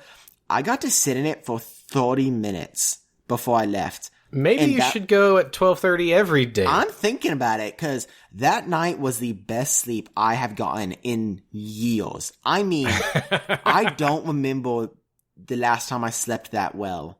It might have something to do with the fact that you stayed up till 1 or 2 o'clock and did a workout right beforehand. Yes, and got an awesome massage. In fact, I'm almost done, I promise. But it's funny because I was laying in the bed and I saw that there was this option for a video. I clicked on the video. You could literally click on a video and click on sound, and it popped up a picture of the ocean like you were laying on the beach. And the sound went on, and I almost passed out. Like, I could have slept there for days. I mean, it was so nice. So what I'm kind of thinking about doing, actually, on Thursday nights or Friday nights, you're going to call me crazy, I don't care, is I'm going to go to bed around 10 o'clock. I'm going to sleep for about 4 or 5 hours. After 4 or 5 hours during the night, I always wake up and I have a super hard time going back to sleep. So the next like 3, 4 hours, 5 hours, I'm just tossing and turning a lot. So I'm thinking about going actually to the gym at about 12 or 1 o'clock, working out for an hour, and then going back home, taking a shower, and then getting back in bed. And I think that would help me sleep those last 3 or 4 hours, and it would really help with me catching up on sleep for school. You're right. You are insane. Yeah. So, I don't know. I really like going to the gym. It's therapeutic now. If, like if I'm bored, I go to the gym. Like I don't know. I like it. I enjoy it. So, yeah, that's what I've been up to. All right. Well, good for you, man. Thanks, man. Hey, wait. That's what I've been up to. What you been up to, Caleb? All right. Well, I finished Song of Spider-Man, the book I was reading. I talked to you about this briefly. It was really good. I can't believe half the stuff that happened while they were trying to do this musical. Highly, highly recommend it. If you want more information on it, check out our Instagram, at 'Cause We're Nerds. I posted a picture of it. It's on there, so you can see what it looks like and figure out who wrote it and where to get it. Also, I mentioned I started the Witcher book. I've been really enjoying that. I also started The Witcher 3, which I don't think I mentioned this earlier. When I played Skyrim for the first time, I kind of went nuts for a week where all I wanted to do was play Skyrim, and I was in college at the time, and so I would come back from class, sit there and play Skyrim until 2 o'clock in the morning, and anytime I got a chance, I'd play Skyrim, and I played it for like a week. I put in like 80 hours or something, something stupid in a week, 70 or 80 hours, and then I was done. But when I was in it, I was like in it. And I've played a lot of games since then. I've played a lot of open world games. But I have never been able to find a game that gave me that same feeling. The Witcher 3 has given me that same feeling. And it was really, really crazy. Like I said, I played about 7 hours or so over the weekend. And it was great. So that was awesome. Also Comic-Con. And then the other thing that I have been up to is I finally got a game that I backed last year on Kickstarter. It actually came in today. I haven't even got to open the boxes yet because I had to come record. And Jacob, I know you're having some issues with your headphones, so let me know if you actually, I guess let me know if you can hear me. Can you hear me? Okay, yes, I can hear you. Okay, awesome. So I am currently sending you a video. It just sent. I want you to take a look at what came in this box for me today. And just let me know once you get that. Oh, I am watching it. Oh, it keeps going. I thought there was only 2. Oh, there's more than 2. There's 3. There's 4. There's 5. Oh, that one's massive. What? There's 6. What in the world? 7 and a dice package. Oh, that's a big one. Wow. There are 7 big where there's like 3 big boxes, 4 smaller boxes of Power Ranger stuff. That's right. The Power Rangers Heroes of the Grid game. Yeah, so I got this in, and I went with the all-in route. Typically I don't do that, but I went with the all-in route for this, and I've been waiting for a while, and I saw a picture the other day of someone who'd gotten all their stuff, and I was like, oh dang, what have I done? That is a lot of stuff. And I got my box today, and oh dang, what have I done? That's a lot of stuff. I'm going to be posting a picture on our Instagram page of everything. It's a lot. It's insane. I am very much looking forward to tearing into it. In case you guys are curious, this probably spans, if you think of your typical kitchen table, this spans definitely about an entire half of a side just with boxes. Oh yeah, so this is on our coffee table, which is roughly 4 or 5 feet wide, or sorry, long, and these would not fit side by side. In fact, I curved it from one corner to the other in an arc and barely fit them all on the table. In fact, Jacob, you can't tell. One of them is actually hanging off the side. There's a lot. There's 3 12 by 12 boxes. One of them is about 3 inches deep. The others are about 5 or 6 inches deep. And then there are some smaller boxes as well. There's a lot. So basically, Caleb's going to go buy a storage unit tomorrow. Just for this game. Just for this game. Right. Yeah, so I'm looking forward to it. Depending on, I know you're supposed to be coming down this weekend and hanging out. Depending on how much time, we might actually bust into this. I would be down. All right, well, that's all I have been doing. Guys, I know this has been a very long episode, one of the longest in a long time. I don't know of another 3-hour episode, except for the first Avengers movie that we did. 3? You and Courtney did an hour on Lion King? Yeah, we're sitting at 3 hours. Why are we still recording? Oh my goodness! Go ahead, let's go ahead and do 5 more days. Make it a full walk day. Okay, let's do it. Well, please check out Taylor Poole, the guy that did our opening music. You can find him at taylorpoolmusic.com. And go ahead and check out CNC Power Hour. They stream Magic the Gathering during the week. Nope. Okay. They stream Magic the Gathering on Sundays and video games throughout the week. There we go. And also, as always, please check out our website, causewe'renerds.com. Thanks for listening to 'Cause We're Nerds. Stay up to date with all the nerdy news and podcast drops by following us on Facebook, Twitter, and Instagram. You can also leave us comments and feedback at causewe'renerds@gmail.com. That's CUZWERENERDS@gmail.com. And as always, if you enjoy this podcast, we would love it if you could leave us a 5-star review on iTunes. We'll see you next week, and as always, stay nerdy.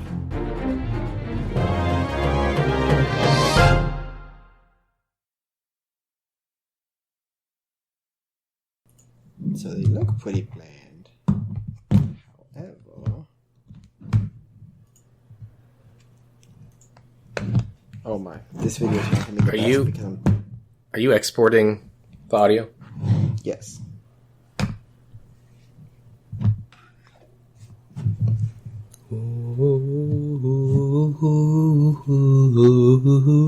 Bumblebee.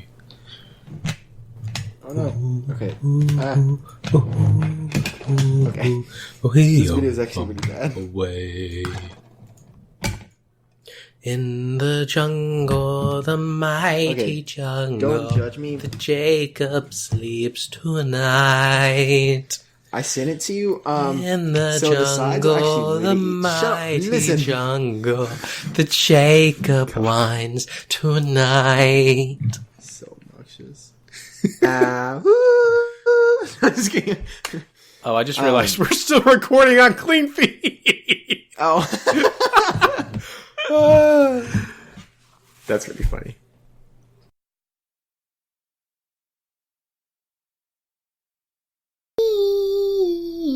We bum away. Are you done now?